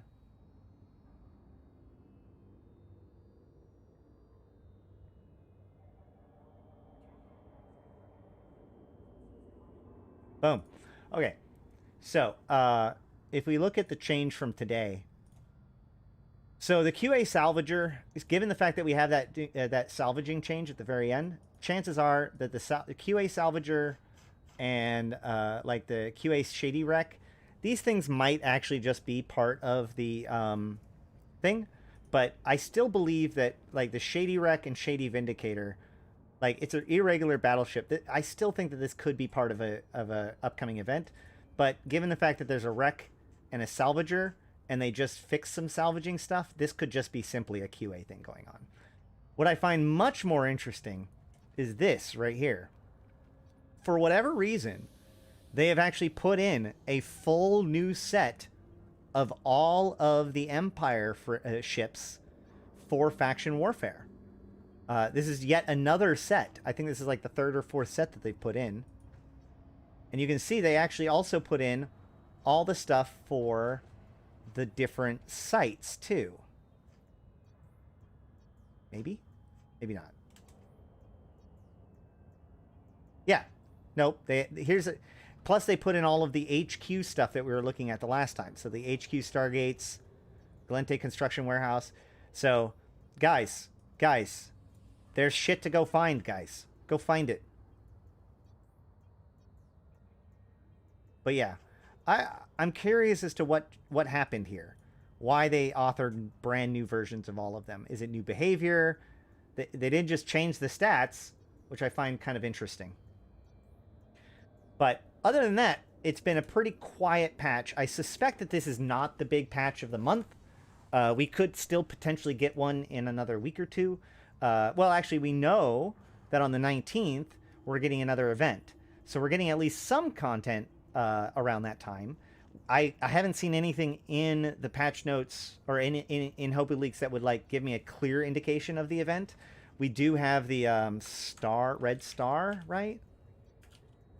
Yeah, season of red stargazing, which may relate to the new Chinese New Year event, but it also could just reference Pakvin or something else entirely.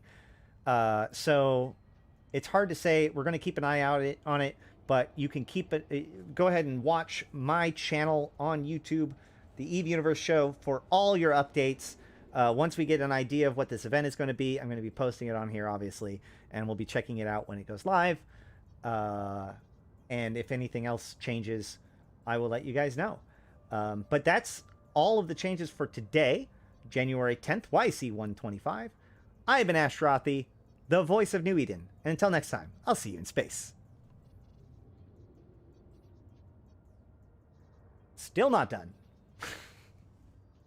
Getting closer, though.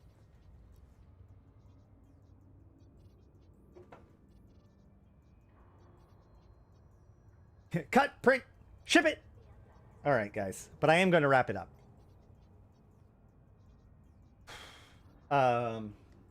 So yeah, if you guys have any ideas, if you like, I've been receiving a lot of ideas about videos. If you could DM me them on Discord, especially ideas for shorts to make. I'm going to start trying to work on that. Alternatively, questions to ask, or to answer, whatever. Go ahead and DM me on Discord. You can always hop into the Convocation of Empyreans Discord if you want to find me. But yeah. But guys, I'm so far out of it, man. You should ask Spoons to send you the Triglavian meme I drew y'all 3 years ago. Maybe it's painfully unfunny and that's why. But maybe it's so bad it's good. Oh no! There's a Triglavian meme. Now I need it. That is still slightly jarring on a stream. What, the ending? I know. But we do what we can.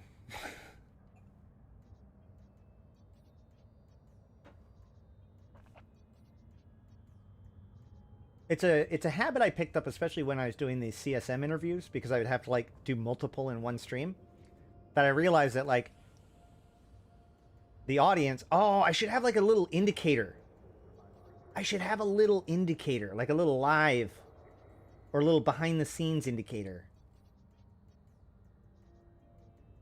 Maybe. I don't know if that would be good or not. I don't know. Anybody else have any questions, comments, concerns right now?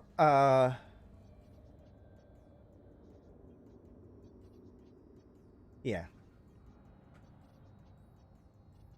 Did I forget anything? A secret hand signal. If I go, that means that we're live. I had to think of like the only hand signal I could do that like could not have some sort of like strange, terrible representation, right? I mean, it's worth double checking, right?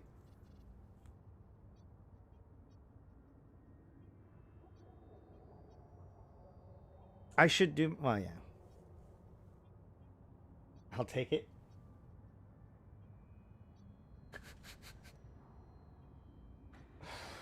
Oh, that's terrible. All right. So tomorrow, I will not be streaming. Yo, just started playing and started watching some of your vids. Is your corp good for EU time zone? I mean, we have EU time zone people. I offer support at all times. We don't have like the strongest EU presence, but we definitely have some people. Cruise missile hand signal.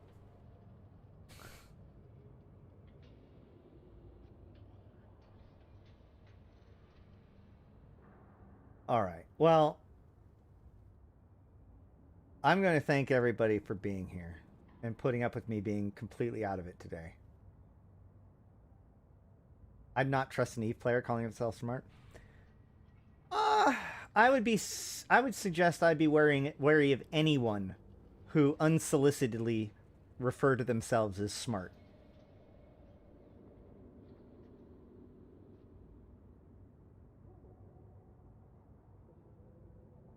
Did you know that smart isn't actually, like, smart meaning intelligent is actually the slang version of the word?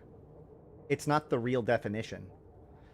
Smart means intelligent in the same way that sharp does. To smart is a quick pain. Ah, that smarts. That's actually the original definition of smart. So one who is smart is one who is quick of wit. They're sharp. Just thought that was interesting. I was looking it up one day in the dictionary for whatever reason. I can't even remember. And I learned that, like, the definition that we all know of is not, at least in the dictionary I looked it up in, was still listed as the slang version of the word. The bestest, smartest person that I know. Exactly. Bestest, smartest, sharpest person that I know. All right, guys.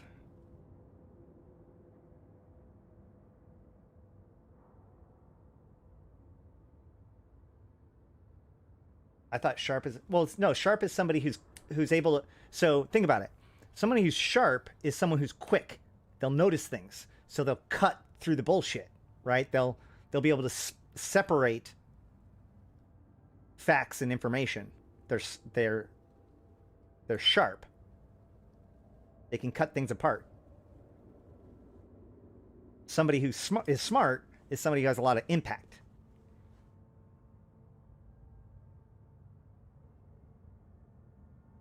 You're not letting me go? I isn't and smart? Peter. Hey, I just got the name. I'm a solid average at best. Dude, my headcanon for you, Peter, is that you are actually related to the Maxwell Smart in Get Smart. You can't convince me otherwise.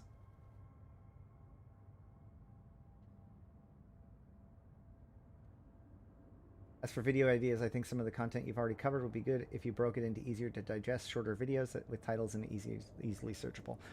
That's the thing about, like, the shorts version, right? Was that I'd like to, like, anything that is part of another video that could be split into its own thing, like how did E-scan, how do turret tracking work, how does missiles work, you know, whatever. Like, these things could be made into a short.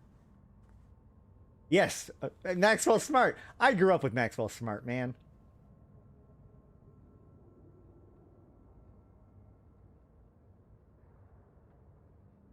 More lore about Galente being party monsters? Well, I mean, we'll see what happens for the rest of the week.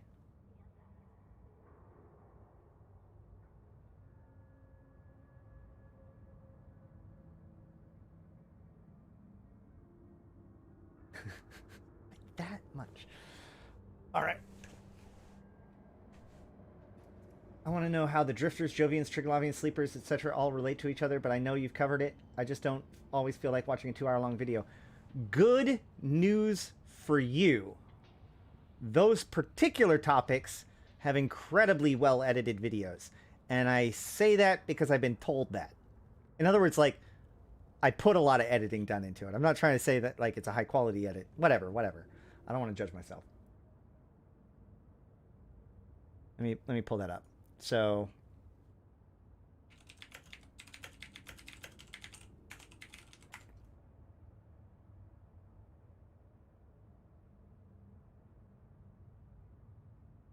here is the video, Who Are the Drifters? Which is pretty much, you know what? I'd be willing to show off this video. I mean, it's not like Talking in Stations is going to get me in trouble, I assume. We want to watch the Who is the Drifters video right now? My one comment on newbie content I've been watching, they are either very basic or assume you already know the game and use the established terms and references that new players won't get. Yeah, I've actually been, that's one of the things that somebody asked me. It was like, hey, can we do one that's just on terminology?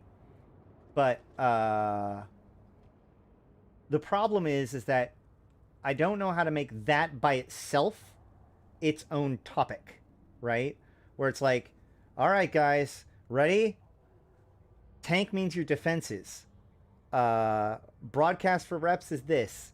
You know what I mean? Like, it feels like it could quickly become just rattling off a list. It'd be, yeah, I don't know.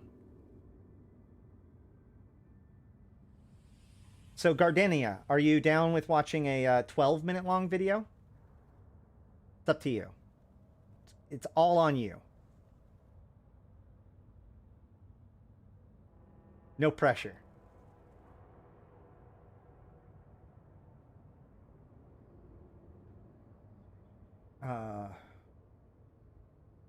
Like how to give yourself corpse shares? Have you ever seen the closed captioning on your vids? It cannot interpret any nouns, so it just guesses. Love hearing about the Minotaur faction. That's awesome.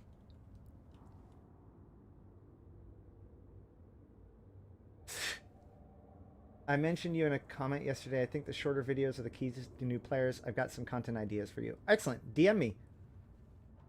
Learning the League of Q&A? Maybe. I think I just try to catch my... So often I do use lingo, but I do it almost intentionally. I try to leave enough description to let people have context clues to sort things out. But I feel like it's a very, like, an immersion therapy kind of thing. Like, or not immersion therapy, but like immersion learning, right? Yeah, no, short videos for short... It's not short videos for short attention spans. It's short videos because YouTube promotes YouTube Shorts right now. So there's that. Well, I don't see Gardenia wanting to check out the video right now, so it's fine. Short and to the point, yeah. Yes, because shorts are meant to be short attention span. Not exactly. That's not... Hold on. Let's take a step back, okay? Because, like, that's a very cynical way of looking at things. We're going to take off our Eve hat for a minute and put on our Android developer hat for a minute, okay? So, on the one hand, you can consider that shorts are for short attention span. It's easy to input intent in there. And there probably is some of that. But let's look at the original short attention span video format, right? Vine. Vine allowed you to make 6-second videos. You had to compress everything into 6 seconds, right? And people were very creative with Vine. A lot of people made new careers out of being a Vine person, right? But why? Why was it 6 seconds? It's because Vine wanted the user to have as good of an experience as possible. And the God honest truth is, cell phone coverage, internet coverage on your cell phone is spotty at best. Many people, especially back then, still had 3G. In fact, I think that was the best that they had back then. So the idea of downloading an entire YouTube video was a lot. But a 6 to 10 second video could be downloaded very quickly and presented without any problem. That is why the vertical video format, like you see with Shorts and TikTok, often prioritize shorter videos. Because when you're on your cell phone, you have data consumption and data transfer rates to deal with. So you want short videos that are able to be just like downloaded as one big chunk and shown. And the reason why they're promoting shorts is because of the doom scrolling effect, as I'm going to call it, which is what TikTok does, right? Where the reason why it works is because, like Reddit and Tumblr and all these other places before it, you can basically, in Facebook, you can just sit there and keep on scrolling, right? You can just boop, boop, boop. With YouTube, you have to click on another video, or it needs to like choose the autoplay. There's a whole process. Like you open up a different window, you pick another video, you know, whatever. With YouTube Shorts, it's encouraging you to just keep flipping through. Yes, that it does turn you into a zombie. That's not. I'm not saying it's a good thing, but I'm saying that is why that format works that way, and that's why places like YouTube are pushing for it, because it's just like in the intention. Like, it's not great that we live in an attention economy. It's kind of ruining our society in certain ways, but as long as we are, then guess what? They're gonna do what they can to capitalize on it. Who do you really think that they care about the information density of these videos? They do not give a crap. Do you think TikTok got big because it has better information density than other video formats? I don't think so.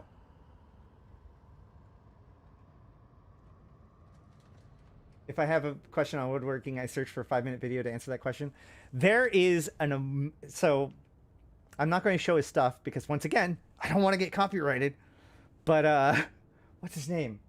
Brian Gilbert? No.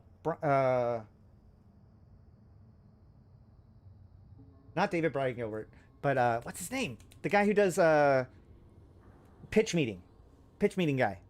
Either way, he did a video which was like when you search Google for a solution, and it's about how like his door was messed up, and so he had to search Google for the answer for the door, and Google's like, here you go. But then like every single time he goes to look at it again, he's like, I've got all these door fixing videos for you. I don't want, no, the door's fixed. But you like door fixing videos. You liked the video.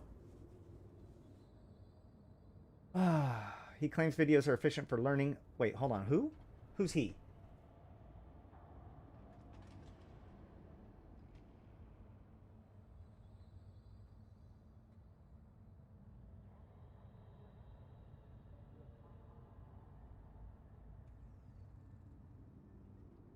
Ah, Eric. So to counter Eric's claim, here's the thing. Unfortunately, Eric, I think that you're wrong here. And the reason why is simple. If YouTube Shorts was about presenting information efficiently, then it would have A, a better search function, and B, would be able to skip through the video. You can't skip ahead, you can't rewind, you can't do it. Ryan George, thank you. You can't do that sort of stuff. So if you're trying to get information out of it, it's actually very difficult to get information out of a YouTube short. You have to keep watching it over and over again in order to catch it. So no, it is 1,000% popcorn entertainment. That doesn't mean that we can't make it into educational videos, but that's neither here nor there. Oh, 5 minute, yeah. 5-minute videos, exactly. That's true. Although they're more like 10-minute videos where 5 minutes of it is them telling you about their like where they grew up and how they learned the recipe or whatever.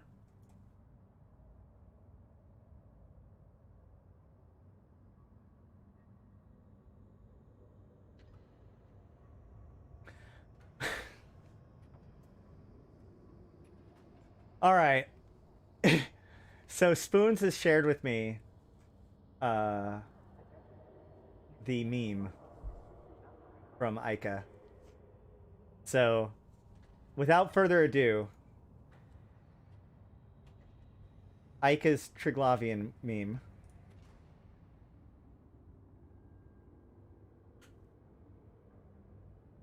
Triglavian! There you go. That's awesome.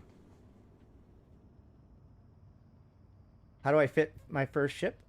That's pretty... No, this is... First of all, this is funny. Legitimately.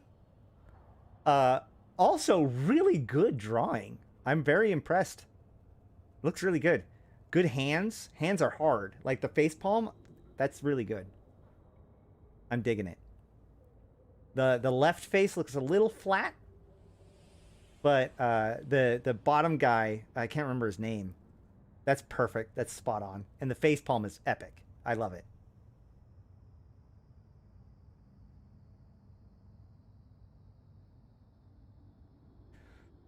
All right, guys. On that note, I'm gonna just show a 5-minute video fitting a decent Punisher that a noob can get into. I feel like a lot of people already does that, don't they? Like, there's a ton of those basic Abyss videos and stuff like that.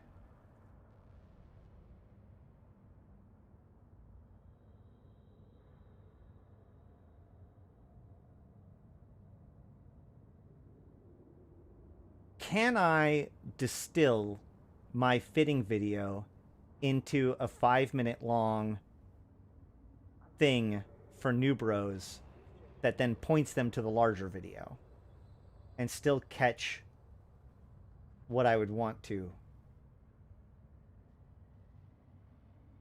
Okay, so here's actually the thing, okay? I'll meet you halfway. Ready? I'll meet you halfway. What I want to do is this. What I want to do is this kind of thing, where I show off, it's like, here's the ship, here's the fit, here's why it's fit this way, here's how to fly it, like a whole showcase of this fit. So you have the fit, the ship, you have the fit, the skill plan, the guide for how to fly it, everything all in one. And I think that the new Tristan is actually a really good one for that, because it's a good introduction. It's a good ship to learn PvP in, honestly. Okay. Yeah. We could definitely work on that. Yeah, as you can see, I mean, that's literally what I was working. That's kind of the direct. What does ASP stand for?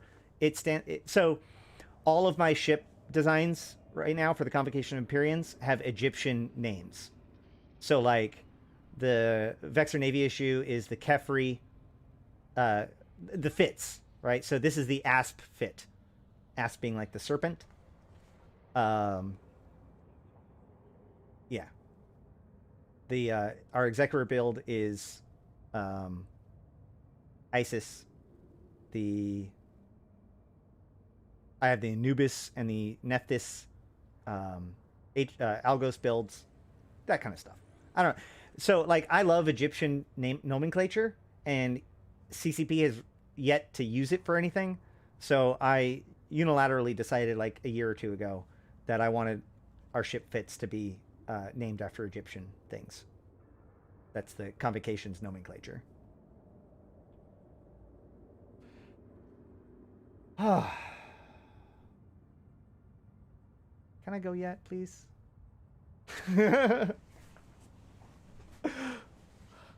Yeah. So we'll figure out what's going on by Thursday. Keep an eye on the YouTubes. I'll probably post community stuff too, especially if there's any news.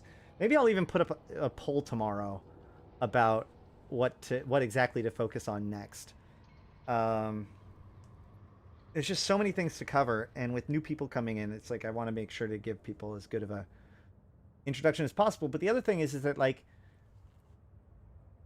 so a video that sells to people who aren't playing the game right now makes a lot of sense. There's a lot of people who are kind of interested in EVE Online that aren't playing it right now.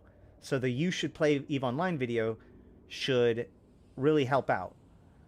Now, what is the demographic of people that are so new that a video like how to fit your first ship is useful,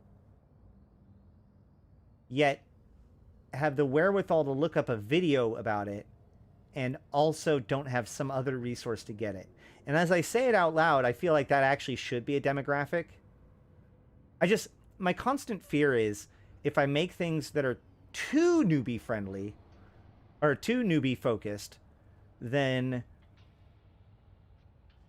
like that content doesn't get seen by very many like people that are that new. It takes a little while for people to stumble upon the content, right?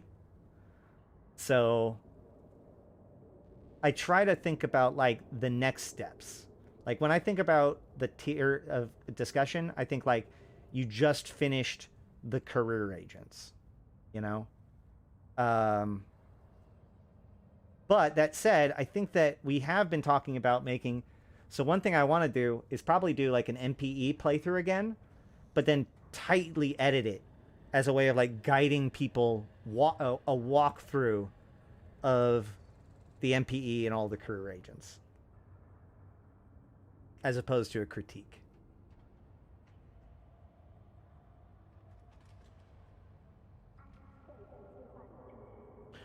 All right, guys. I have been Ashtarothi. I have been playing this game since 2010, talking about it since 2012, and I'm here to put Eve into context for you, my fellow Empyreans. Thank you all for coming. Thank you for all of the members and watchers and viewers and likers and subscribers. And, of course, my patrons, my supporters, especially Abyssus, Ikawara Zuchan, Arydanika the Queen, BlackRoseNoble, Dajat Lemmont, Drake, Golden Age Stories, J. Kuhn, LM1, Malik Starfire, MidnightSpaceMonkey, NotJustFun, Seedsaplenty, Serenalen with No Eyes, Syliana Vel'ash, Nephilim, Grendel, and Zaul Nex, as well as my Immortal tier patrons, Ebo1337 and Rid. Thank you guys so much. And my special shout out today goes to two folks. One, Spoons, who is our new educational director. So he's going to be helping. He is so valuable at helping players learn about exploration, gas huffing, getting players that are nervous about low sec to be able to operate and live in it efficiently and effectively. The dude is just a good, solid dude, and we are better for having him. And secondly, Malik Starfire, who made the critical mistake of volunteering for something and therefore is now my industry director. So let's wish him the best of luck and give him condolences. So thank you to both of you guys. And with all that said, I have been Ashtarothi, the voice of New Eden, and I'll see you in space.